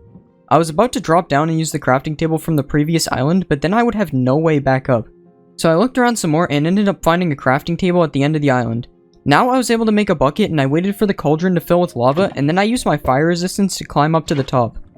So I made it up to the next island and there was a mix of dirt and gravel on this island, as well as a wood plank which had 2 sticks on the sides. So I collected everything on the island and that gave me 2 sticks, 1 wood plank, 8 gravel, 2 dirt, and 1 flint. I needed to build over the void to the next island so the gravel would be useless to get across, and because of this I knew I was missing something. I opened my inventory and saw I could craft coarse dirt with 2 dirt and 2 gravel, so I made that, but now I only had 4 blocks. But if you remember from this video, you can actually duplicate coarse dirt if you have a shovel, and I had the materials required to make one. I just needed to find a crafting table, and like usual there was one on the side, so I crafted a shovel. Now I could right click the coarse dirt with the shovel and I mined the dirt to get 4 regular dirt. I crafted more coarse dirt and did this one more time, and now I had 10 blocks that I could use. So I built to the next platform and made it with 1 block to spare. On this island, there was a hole with a furnace in it and a 1 block hole with a bunch of rails inside of it. I couldn't get inside of this hole, so I needed to find something to get through. I dropped down into this gap and there was a crafting table as well as a piece of raw iron hidden inside of the hole. I ended up finding the rest of the iron in the other hole, so I smelted the iron with the wooden shovel, which made no sense. I don't know why I did this. I was only able to get 1 ingot out of it, so I used the lava bucket instead, which was much better fuel. After the iron finished smelting, I crafted a minecart and I used it to get through the hole. I almost suffocated because I thought the minecart would keep moving, and I got out and it put me on a tripwire, which removed all my items and gave me permanent mining fatigue. Now I was unable to break blocks, so I collected the string from the tripwire and also picked up the stick I found on the wall. I walked out and there was an arrow and an item frame, and there was also 2 more sticks. I saw a target in the air and I assumed I needed to shoot it, but I still need a bow and I didn't have a crafting table. So I looked around a little more and all I was able to find was a hopper on the side of the island that contained a fire charge. At first I thought this was useless, but then I realized I could actually use the fire charge to burn this wood plank I was trying to break. Once the plank burned, there was a hole underneath it, and inside of it there was a crafting table. So I crafted a bow and shot the target, and I thought nothing happened, but I turned around and a staircase appeared to another part of the island. So I climbed up the staircase and found a block of sand, and there was a platform that I couldn't get to because it was a 5-block jump. There was another area at the top of the staircase with a cow and a creeper trapped inside of boxes, and there was also a sign that said "Press this" with a smiley face and a button underneath it. I looked around the room a bit more because I did not trust the smiley face at all, but all there was a platform above me that I couldn't reach. So I pressed the scary button and the creeper started floating. At first this made no sense, but I realized that when I pressed the button, the creeper was given levitation. The reason this was important was because I could make the creeper blow up and it would drop a lingering levitation potion effect, which I could use to go to the platform above me. So I walked up to the creeper and found out it was actually named Subscribe, so please subscribe because the creeper literally died for this. Once it exploded, I was given levitation and I flew up to the platform and noticed that I had levitation for way longer than I needed. Luckily there was water on the island, so I positioned myself and landed inside of it. At the end of the island there was a hopper with 2 iron ingots and 1 raw iron, and that was literally it. So I dropped back down to the top part of the island and barely survived with 2 hearts. I ended up finding a hopper with steak in it though, so I was able to heal back up a little bit.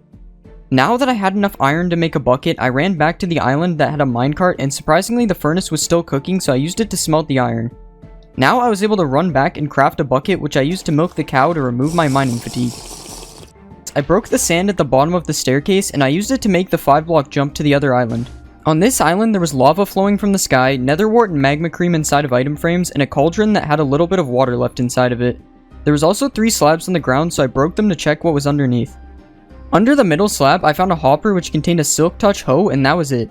I also broke the slab behind the cauldron and found there was a brewing stand under it.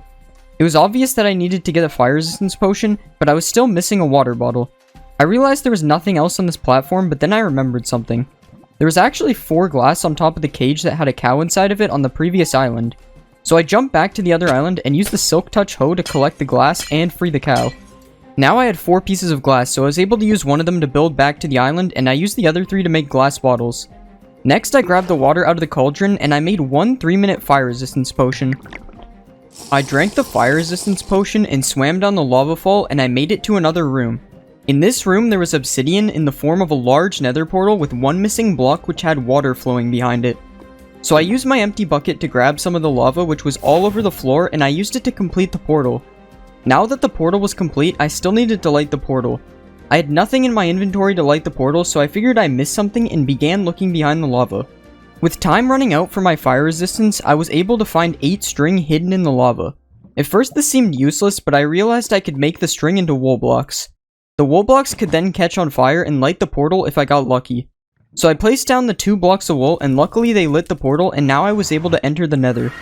When I entered the nether I was free, and I had escaped the prison. My friend trapped me on a cloud in Minecraft, and the only way to escape is by completing a puzzle, but the problem is I only have 30 minutes to escape. So I logged on and I spawned in a large bedrock room with an open roof, and it was raining inside.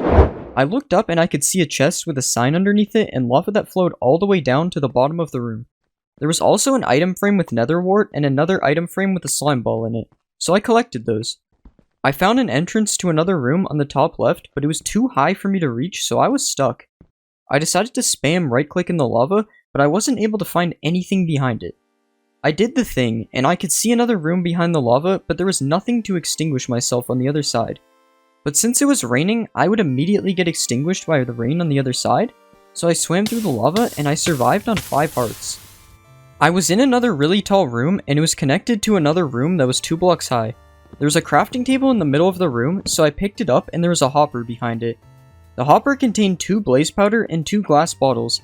I looked around the room for anything else, but it seemed pretty empty. So I placed my crafting table in front of the entrance to the other room, which allowed me to walk in. I was in an empty bedrock room, and at the end of it, there was a huge drop to the ground and a bedrock island with a furnace on it across from me. There were barriers on each side of me, so I wasn't able to jump to the cloud. When I crouched to the edge of the bedrock, I could see a hole, and when I looked in F5, I was able to see the entrance to another room and a hopper. The problem was, I didn't know how to get into this room without falling and dying. But that was when I noticed something strange. In front of me, there was a massive drop to the ground, but for some reason I could see rain particles.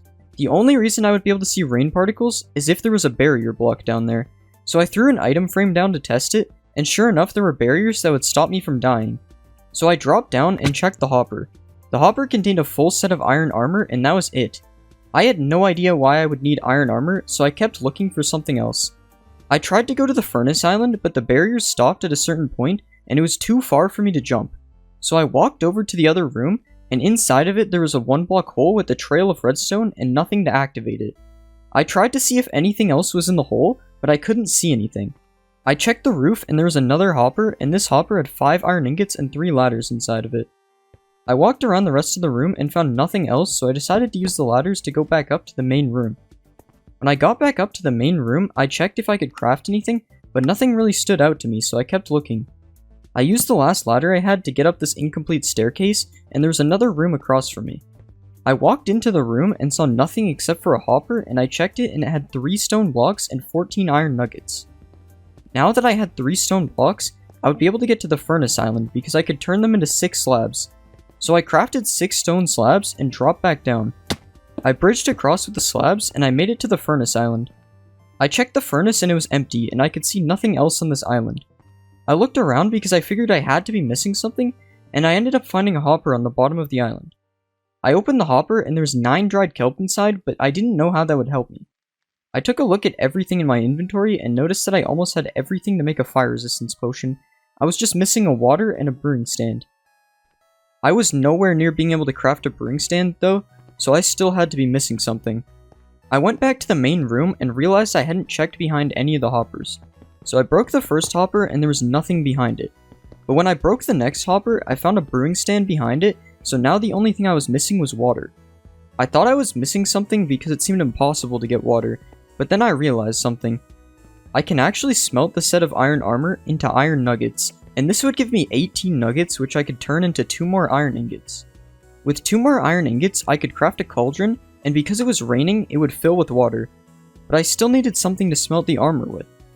I checked to see if anything in my inventory could be used to smelt, but nothing worked. But while doing that, I realized that I had 9 dried kelp which I could craft into a dried kelp block. A dried kelp block is actually one of the best sources of fuel for a furnace, and could be used to smelt all the armor easily. So I made a dried kelp block and headed back to the furnace where I smelted all of the armor pieces.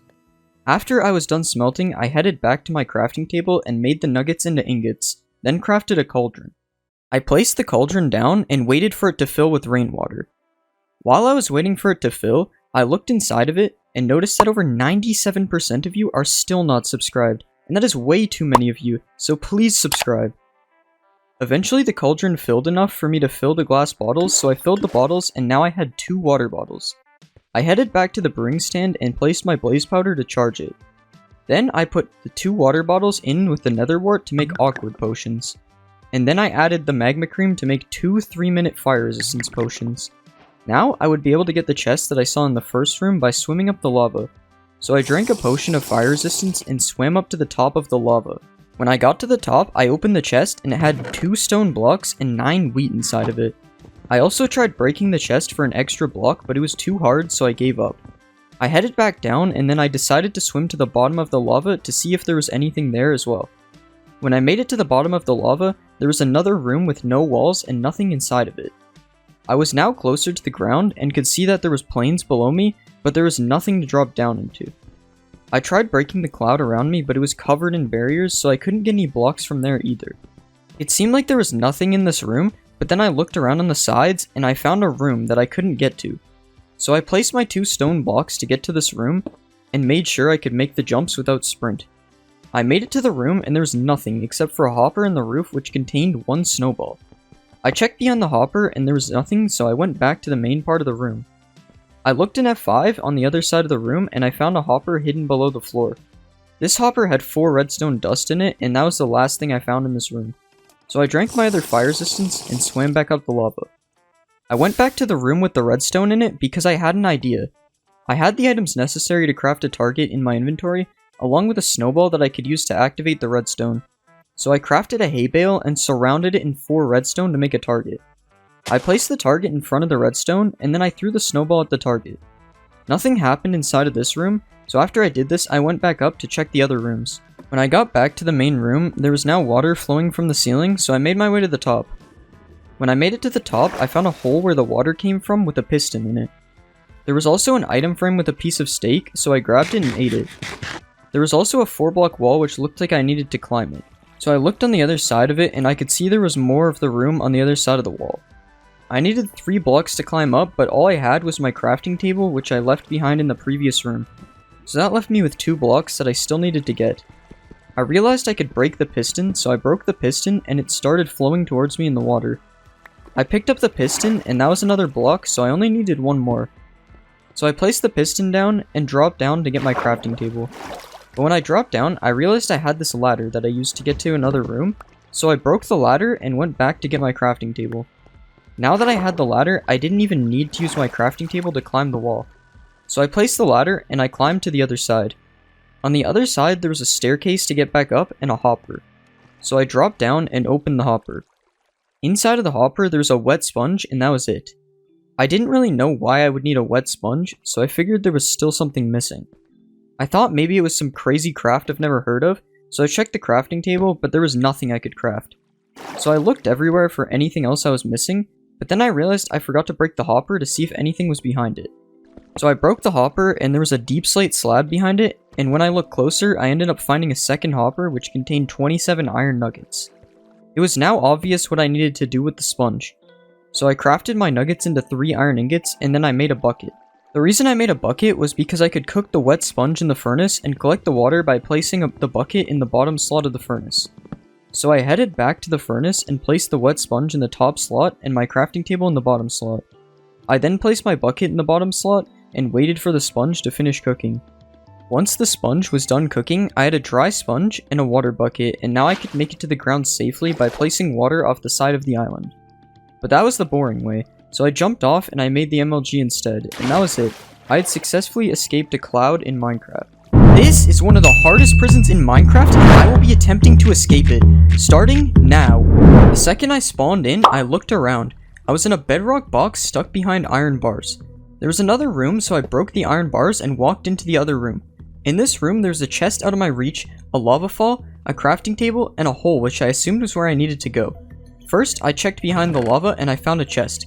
The chest had 3 blackstone and a blaze powder in it. I knew I could craft blackstone slabs, but I decided to check the rest of the room first. While searching, I found a barrier block in the middle of the room. I looked around and I ended up finding more, and I realized I could parkour on them. After jumping to the first block, there was no more blocks to jump to. From here, I could use the blackstone and make it to the chest, but I decided not to because I had blaze powder, which hints to me having to make a brewing stand. It ended up not mattering though, because I tried jumping towards the chest and I was able to open it for a second. This gave me everything I needed to make a fire resistance potion. I drank the potion and started to climb up the lava. At the top of the lava there was another chest and it gave me an ender pearl. The only thing I could think of using an ender pearl for was to enter the tunnel, so I grabbed the crafting table in case I needed it later and threw the pearl into the tunnel. At the end of the tunnel there were 2 different directions I could go, each leading to a different room. The first room had nothing in it except for a hole in the roof that was out of my reach. The second room had a floor made of ice that looked like it had something underneath it. I decided to drop into the second room because it seemed more promising. Under the ice I could see lava and magma blocks really far down. I knew I couldn't lift this fall, so I needed a way to get down. The obvious way down was the ice, but if I break the ice nothing is going to happen because there isn't a block underneath it. Luckily, I picked up the crafting table from earlier, and I was able to use that to get water. I swam down the water and ended up in another room. This room was decorated with terracotta on the walls and lava and magma blocks on the floor. Unfortunately, there were barrier blocks preventing me from breaking out. Because of this, I assumed there had to be a missing barrier somewhere. After checking most of the room, I finally found one that was missing, and under it there was a chest with 3 ladders, a trapdoor, and flint. I realized there was nothing else in this room, but I remembered the room on the left of the tunnel had a hole in the roof, and I was pretty sure 3 ladders would allow me to reach it. So I decided to climb back up the water and use the crafting table and trapdoor to get back into the tunnel. I dropped into the other room, and luckily 3 ladders was enough to get through the hole. When I made it to the top, I had entered a hallway with a bunch of different things. There was an armor stand with a sword and a cobweb on top, obsidian in the shape of a nether portal, and a hole in the roof that I had no way of accessing. When I got further down the hallway, I found another room with a giant pit of lava. There was a room on the left, a pig across from me, and a big hole in the wall exactly on the other side, and more cobwebs. I grabbed the sword from the armor stand and broke the cobwebs, making sure none of them fell in the lava. I checked my crafts, and the only thing I could make was a block of wool, so I did that. I used the block of wool to parkour to the room on the side and found a chest with a carrot and a saddle. I was very familiar with what I could do with these items because of this video, and I used the carrot to lure the pig towards me. Once it walked over, I jumped and landed the pig clutch. Now I was on the other side, but all I had was a crafting table, and I still couldn't get to the next room because it was 2 blocks up. While trying to figure out what to do, I found a secret chest above the hole, and it had 3 sticks. I went back over to the crafting table and made the only thing it let me make, a fishing rod. Even with a fishing rod, I still didn't know what to do. The only thing I could think of was fishing in the lava. But fishing the lava turned out to be a waste of time, and now I was stumped. I decided to check the hole again, but this time I checked in F5. I was hoping I would find another chest, but instead I saw a horse all the way at the bottom. If you didn't know, you can use fishing rods to pull mobs towards you. So now I knew how to get down, but I still had to be careful that I didn't die of fall damage getting off the horse. So I brought the horse up, and luckily, I was able to survive the fall, and I made it to the next room. This next room had 2 hoppers on both sides of me and a random button on the wall. Pressing the button did nothing, so I decided to open the hoppers. The first one had an emerald with a sign above it that said you might need this later. And the other hopper had steak, a golden apple, a blast protection 4 chestplate, and a TNT. Now that I had all these items, I still needed to find a way to make a 3-block jump. If you've played Bed Wars before, you might be familiar with the TNT jump, where a TNT explosion is used to boost a player. So, I used the button to activate my TNT and jumped over the wall. In this part of the room there were 3 new things: a hole in the roof, a dispenser, and some sort of hot tub. There were signs between the water and the lava, but if anything was under the lava, it was too far to reach. The items in my inventory weren't of much use either. At this point, I was stumped until I found this terracotta on the roof. The terracotta was the same dimensions as the hot tub, and all but one of the blocks were red. This must be some sort of indicator to where I need to look in the lava. The only problem was the lava was still too far down to reach anything. This part seemed impossible until I realized I was missing something. I thought all of the items in my inventory were useless, but it turns out I actually had one useful item. If there was a button or pressure plate under this lava, I could actually use the fishing rod to activate it. So I tried casting my fishing rod, and sure enough, I heard a noise. The fishing rod had activated the dispenser, and a shulker was spawned. I let the shulker hit me with levitation, and I was carried to the next room. I walked down this long hallway, and I thought about the fact that over 99% of you are not subscribed. The next room contained a bunch of holes in the wall. Each hole had a hopper in it with the exception of the top left, which had a boat. I also looked in F5 and found one of the holes had a crafting table. It was safe to say I needed to craft something in this room, so I dropped down. When I dropped down, I checked each hopper and they all contained 2 bamboo. I then made my way to the crafting table and checked the crafts. The only thing that you can make with bamboo is sticks, so I turned them all into sticks. After that, it was obvious that I had to make ladders. I used the ladders to climb up to where I saw the boat earlier and clicked the boat. I picked up the boat and found a chest in front of me. The chest had an iron ingot and that was it. I climbed up the staircase and I was back in the room I saw earlier. The only difference now is that I had both flint and an iron ingot, which means I could enter the nether. So I dropped down, lit the portal, and traveled to the nether. The portal brought me to a room full of barriers with a nether-themed wall pattern behind it. There was also a beacon and some slabs that made a staircase to the top. I wouldn't be able to jump on these half slabs, so I needed to find a way to get up. Inside of this room there was a beacon, which meant I could get jump boost if I had an ore. I remembered I still had the emerald that I was supposed to keep for later. So I used the emerald to get jump boost and I climbed up the stairs. But you probably realized there was another way out. Instead, I could use the boat to climb up the half slabs. But I don't think this was intended, so I used the jump boost instead. At the top of the room, there was a big bedrock path leading to the exit of this prison. I went through the portal, and that was it. I had successfully escaped the prison. This is a giant Minecraft Christmas present, and inside of it is one of the hardest prisons which I am going to be attempting to escape. I spawned inside of a bedrock box, so I began by looking around me. I found a couple signs stating the rules, no breaking signs, and no breaking presents. In front of me there was a long hallway with an entrance to another room at the end. There was also an ice floor right outside of the box. I saw no way to escape, so I decided to look in F5, and that's when I found an item frame with a boat in it. I crouched to the very edge of the bedrock, and I hit the item frame to drop the boat. I then used the boat to escape and made it across the ice. On this side of the room, there's a pool of lava blocking me from the next room.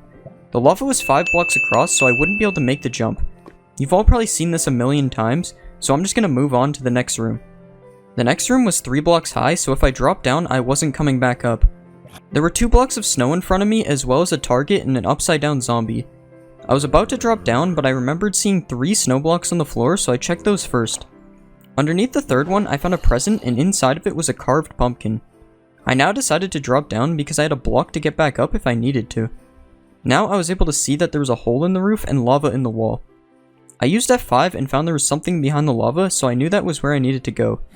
I realized I probably needed to hit the target, but I did not have a projectile. Or at least that's what I thought. I could actually place the pumpkin on top of the snow blocks to make a snow golem. The snow golem would then start to shoot at the zombie, and eventually it will miss and hit the target. So I created the golem and waited for it to hit the target. The target ended up activating a dispenser, and it dropped a suspicious stew. Even though I had no way of knowing, it was safe to say the stew would give me fire resistance, considering there was nothing left in this room. So I ate the stew and swam through the lava to the next room. The next room had a floor covered in powdered snow that led to another room. The problem was if I touched the snow, I would get stuck and freeze, and the snow was too deep to break. Fortunately, there was another room on my left, so I decided to check that out. Inside of this room, there were tons of presents, so I began unwrapping them. I ended up finding 4 pieces of leather total, and now I knew what to do. I needed to make leather boots because you are actually able to walk across powdered snow without sinking if you are wearing leather boots. But the problem was I didn't have a crafting table. So I looked around and I ended up finding this little hole that had a sign that read, "Looking for a crafting table? Better hope it didn't burn." I now knew that the crafting table was most likely in the lava, so I went back and checked. Sure enough, I found it behind the lava and I made my leather boots. The next room had 3 parts: an ice parkour leading to a present, a 1-block hole in the wall which looked like it went to the next room, and a sheep that was hanging from the roof. I decided to start with the ice parkour because it was the most straightforward part. When I got to the end, I opened the present and it had a book and a crafting table. I opened the book and it said, "You're getting colder," so I went back to the main room. Next, I checked the hole in the wall and ended up finding a hidden present. The present contained 8 string, and now with the sheep on the roof, I was pretty sure I needed wool. So I made the string into wool, built up, and started punching the sheep. After that, I had 3 wool, but the only thing I could make was carpets. Carpets wouldn't be of much use to get me through this hole, so I had to be missing something. At this point I was stumped, but then I remembered I was missing something. I was able to break the powdered snow from earlier, so something could be hiding under it. It didn't take very long until I found another present, this time containing 3 wood planks. Now I was able to make a bed, which I could use to get through the hole. So I picked up my crafting table and placed the bed inside the next room. There were a few obstacles that I needed to use my blocks to get past, and I made it to a snow globe room. This room was completely covered in barriers, so I couldn't break out, and there was a bedrock house as well as a ton of snow and ice on the floor. I also found a crafting table on the roof and a sign inside of the house that said "Start digging." So I started digging in the house and I found a present. The present contained 5 turtle scoot, and I was pretty sure I needed to make a turtle shell, but I didn't know why. So I parkoured on these floating snow blocks to get to the crafting table on the roof. When I made it to the roof, there was another present with nether wart, a water bottle, and blaze powder. So I made the turtle shell, and now I was pretty sure I needed to make a potion, but I didn't have a brewing stand. So I looked around some more and found a massive hole that I would die from if I fell in it, and I was sure that that was the exit. That was it though, so I did the last thing I could do, and started digging up the floor. When digging the floor, I actually found that over 99% of you are not subscribed, and that is embarrassing. so please subscribe. Eventually I saw particles coming out of one of the blocks and I realized that they were coming from the brewing stand. So I made my awkward potion and then I made the potion of the Turtle Master. The potion of the Turtle Master would give me resistance and that would allow me to fall down the hole without dying. So I drank the potion and I dropped down the hole into the next room. The next room was an ice cave and there was a present in the corner. The present had 3 steak in it, so I was able to get my health back. Other than the present, I could see nothing else in this room. I was about to start breaking the blocks again when I noticed something different about a few of the blocks. These blocks were powdered snow, which meant I could walk through them. The ones in the middle were too high up, so I decided to walk through the ones on the right. I ended up immediately falling into a room with a crafting table and a furnace. At the bottom of the room there was a water pool with kelp in it. So I collected the kelp, but I didn't really know what to make with it. I decided to use the crafting table to get back into the other room to see if I missed anything. But then I realized that I could smelt the kelp to make a dried kelp block. This block would help me get to the powdered snow that was 2 blocks high. So I smelted all the kelp, made the block, and walked up into the next room. The next room was full of presents and there was 1 block of ice with lava underneath it. I knew I needed something to melt this ice, so I checked all of the presents. When I got to this present, something weird happened, and items started dropping from the sky. There was actually a dispenser in the roof, and whenever I opened the present, it would drop items. Eventually, the dispenser ran out of items, and I had 7 item frames, a shovel, and a torch. So I went back to the ice and used the torch to melt it. I swam down the ice, and I was in a large room with a candy cane and 2 snow golems on each side of it. I walked into the candy cane and saw a massive hole which looked like it went to the surface. I had no blocks to build up, but luckily I had this diamond shovel from the previous room, and I could use it to break the snow underneath the golems to make snow blocks. When I had enough snow, I built up in the candy cane and I made it to the surface, successfully escaping the prison. This is a giant magma cube, and inside of it is one of the hardest prisons which I am going to be attempting to escape. I spawned in a large bedrock room with lava underneath me. I could see another room across from me, but it was too far for me to reach. So I looked around for items and ended up finding 2 pieces of string, and when I looked up, I found a dropper, a floating anvil, and a hole with TNT in it. I decided to break the string that was holding up the anvil, and the anvil fell down, so I was able to use it to reach the dropper that was beside it. Inside of the dropper, there was a blast protection 4 diamond chestplate and a golden apple. I looked around some more, and I ended up finding a dropper underneath the platform I was on. The dropper contained 3 sticks, a flame book, and an arrow. Now I had the materials to craft a flame bow, but I didn't have a crafting table. So I looked around and ended up finding a crafting table behind the dropper. I crafted the bow and applied flame to it using the anvil since I conveniently had 69 levels. Now I had a golden apple, a flame bow, and an arrow to help me get across. These items might not be able to get me across on their own, but there was still a block of TNT in the roof. If I shoot the TNT with the flame bow, it will light and the TNT will fall down and I can use it to TNT jump.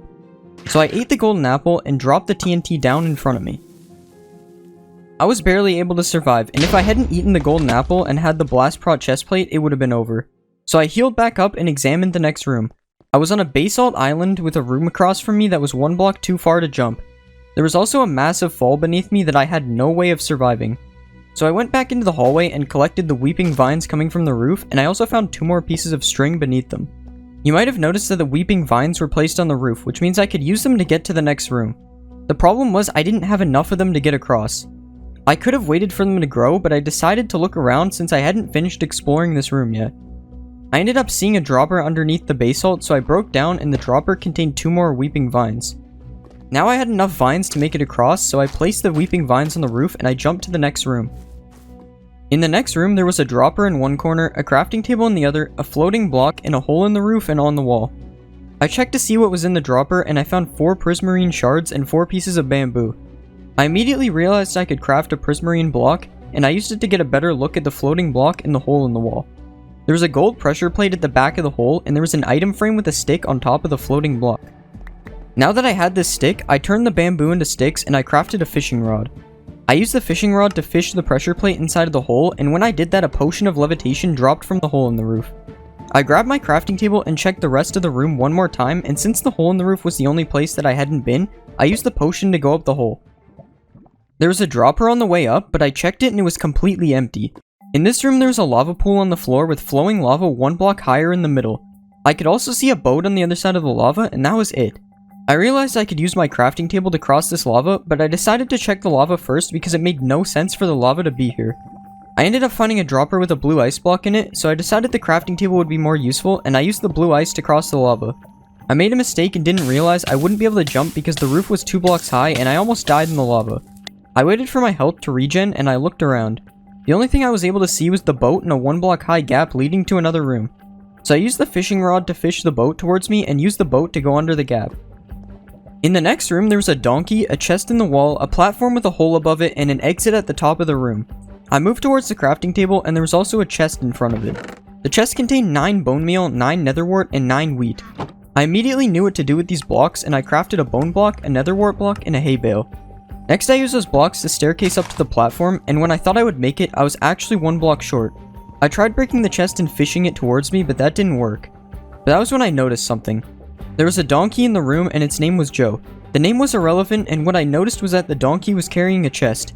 So I did what had to be done and I used the fishing rod to pull the chest towards me, and the donkey also dropped a saddle. Now I was able to use the chest as the final block to go up the platform. First I checked the hole above the platform and I found a fire resistance arrow and an item frame. Next I checked the exit hole and I saw a block of snow holding up a block of sand. But this was not a normal block of snow, it was actually powdered snow. This meant that if I shot it with my flame bow, the flame arrow would melt the snow and the sand would come falling down. So since it was my only option, I used the normal arrow I had from the first room to break the powdered snow. When the sand fell down, lava followed it and now I knew where to go. So I shot myself with the fire resistance arrow and I climbed up the lava to the next room. I was in a box with a 1 block gap, and through the gap I could see 2 striders and 2 droppers.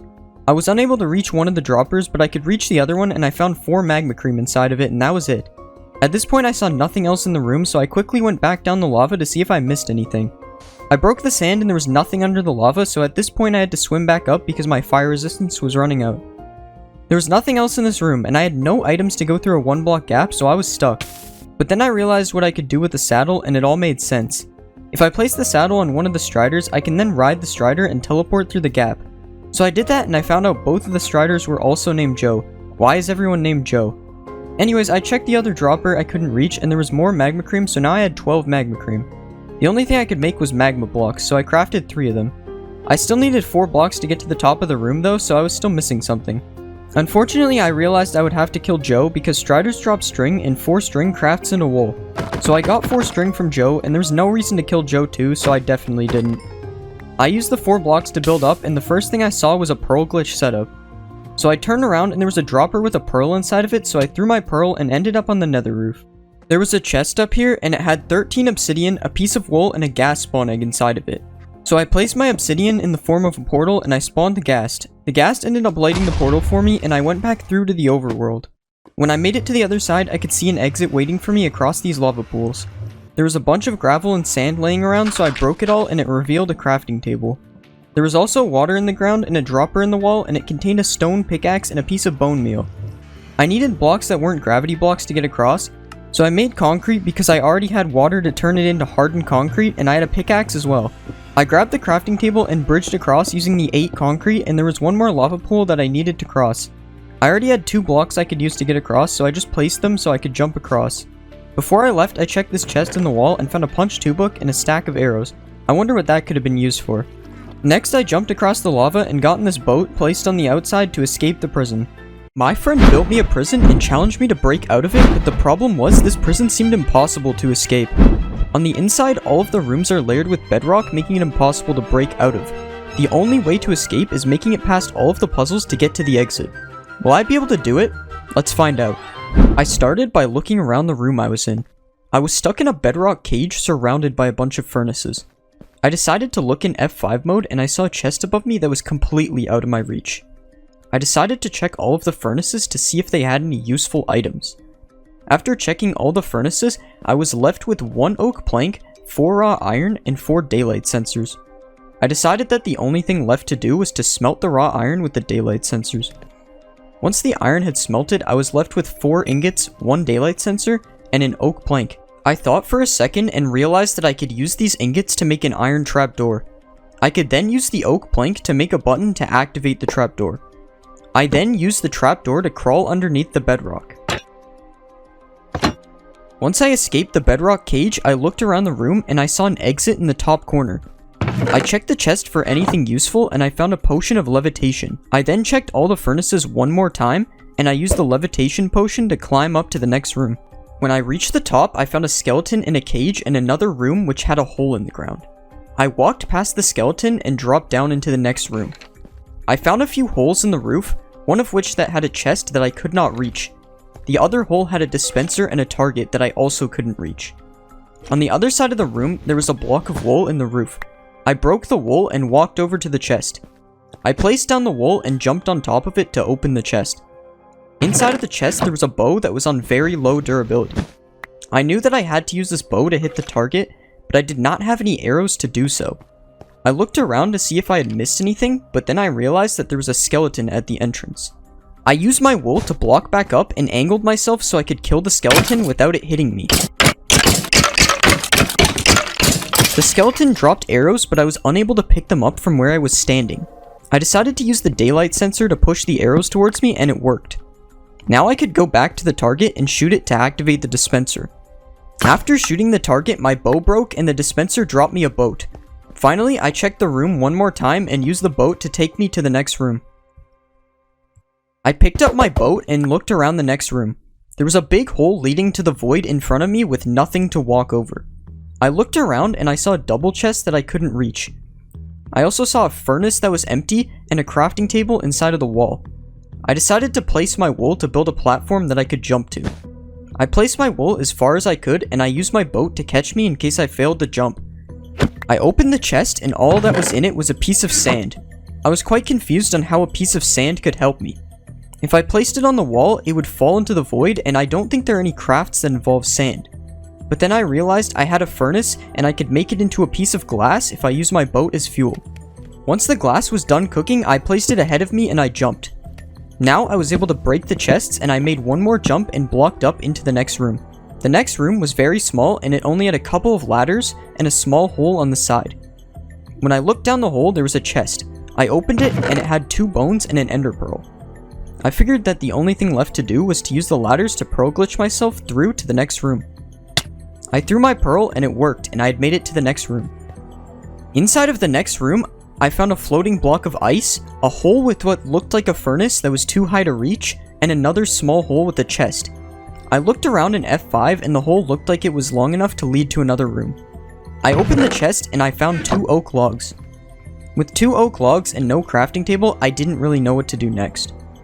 I looked around for any other clues and found nothing. It took me a moment, but I realized that I could make charcoal by using the furnace in the roof. Charcoal would allow me to make a torch that I could use to melt the ice. Once the charcoal was done smelting, I was left with 3 oak planks. I used 2 of them to make torches and placed them all around the ice. Once the ice melted, I swam through the hole to another room. I walked forward and there was a room full of lava with a hole in the roof. I used my last wooden plank to build up to the room and I looked around for anything to help me.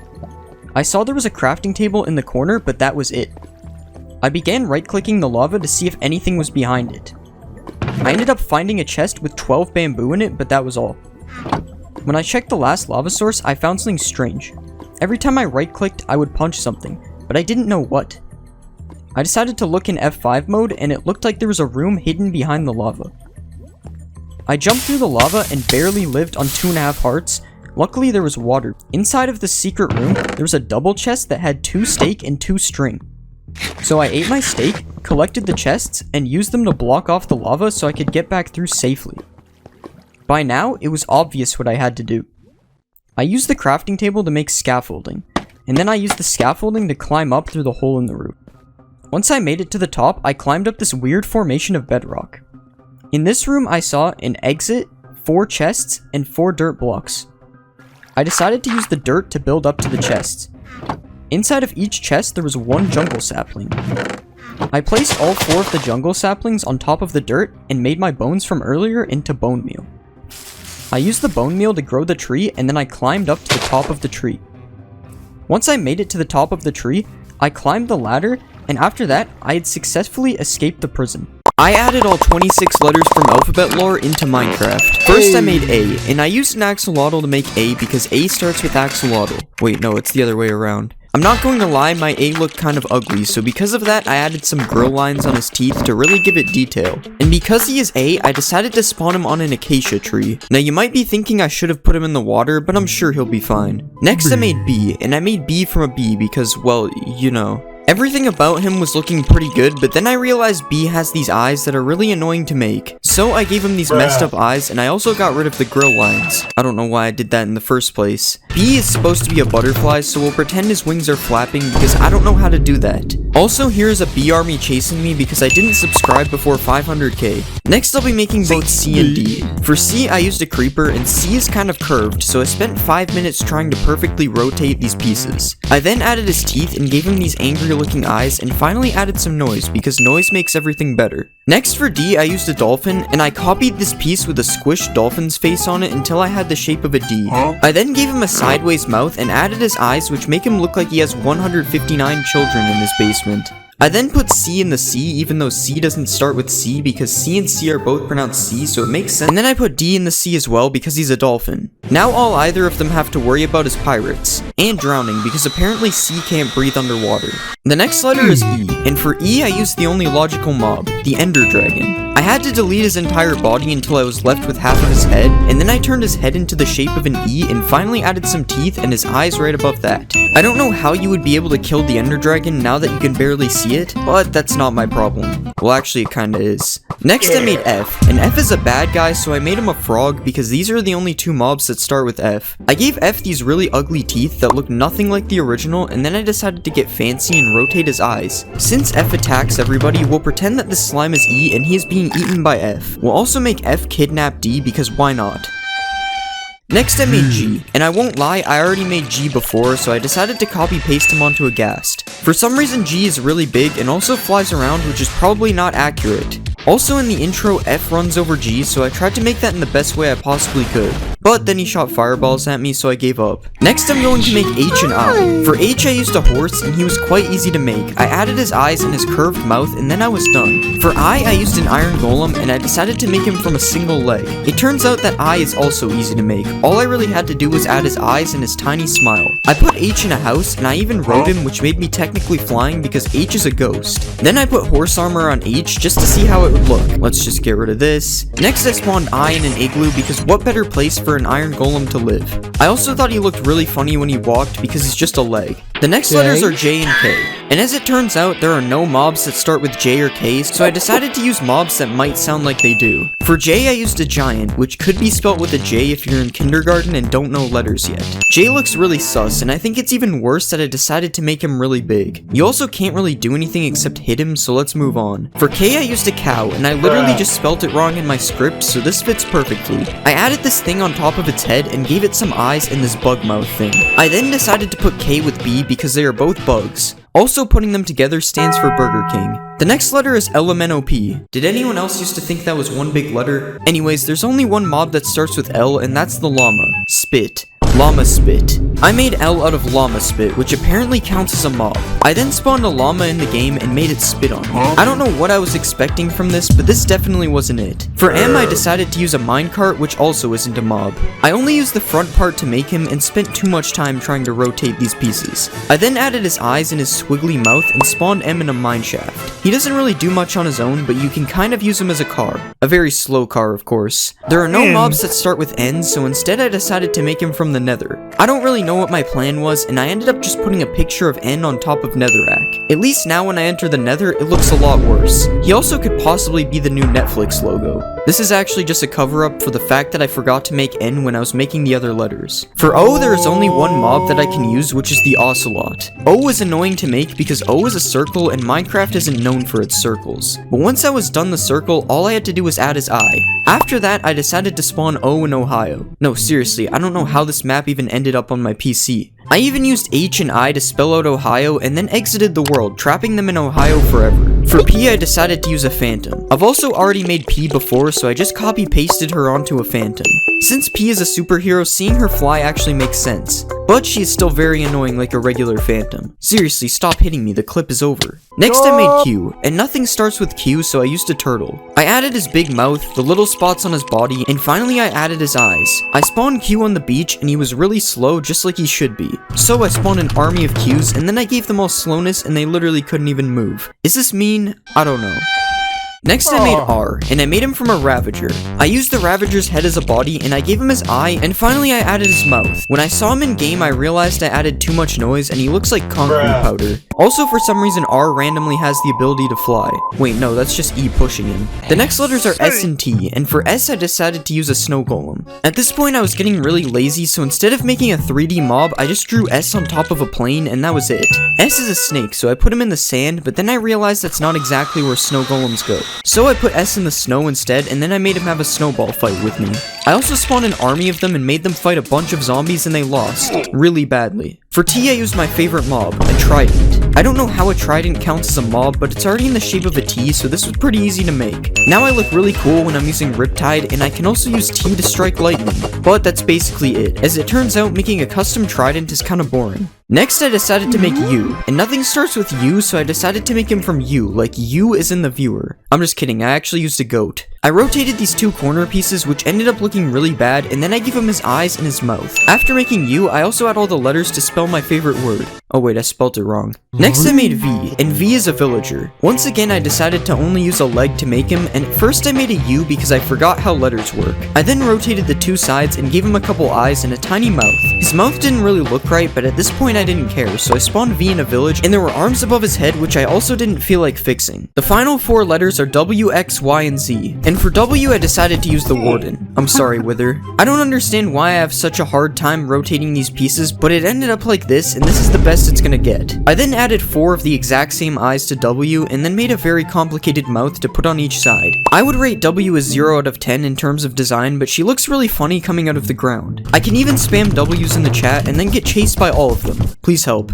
There are no mobs that start with X, so I used the honorable mention from W, the Wither. I shaped him into an X, which was easy, and then I added these purple things on each side. Next I drew all the details on his face, and then I added these things behind him. Since X is a ninja, I decided to fight him in hand-to-hand combat to see who would win. But X decided to cheat and shoot a bunch of Wither heads at me instead, causing me to resort to ancient fighting tactics to secure the victory. I made Y out of a wolf because I don't know anymore, I just picked something random. I rotated these two pieces to make the shape of a Y, and then I gave her 2 eyes which blend in perfectly with her body and gave her a mouth that looks like it's from an emoji. I don't really know what I'm doing anymore, so enjoy this video of me taming a bunch of Ys. The final letter is Z, and somehow there is actually a mob that starts with Z, a zombie. So I made Z from a zombie head instead, which apparently counts as a mob. Since Z is a planet, I am demonstrating that by standing on top of Z.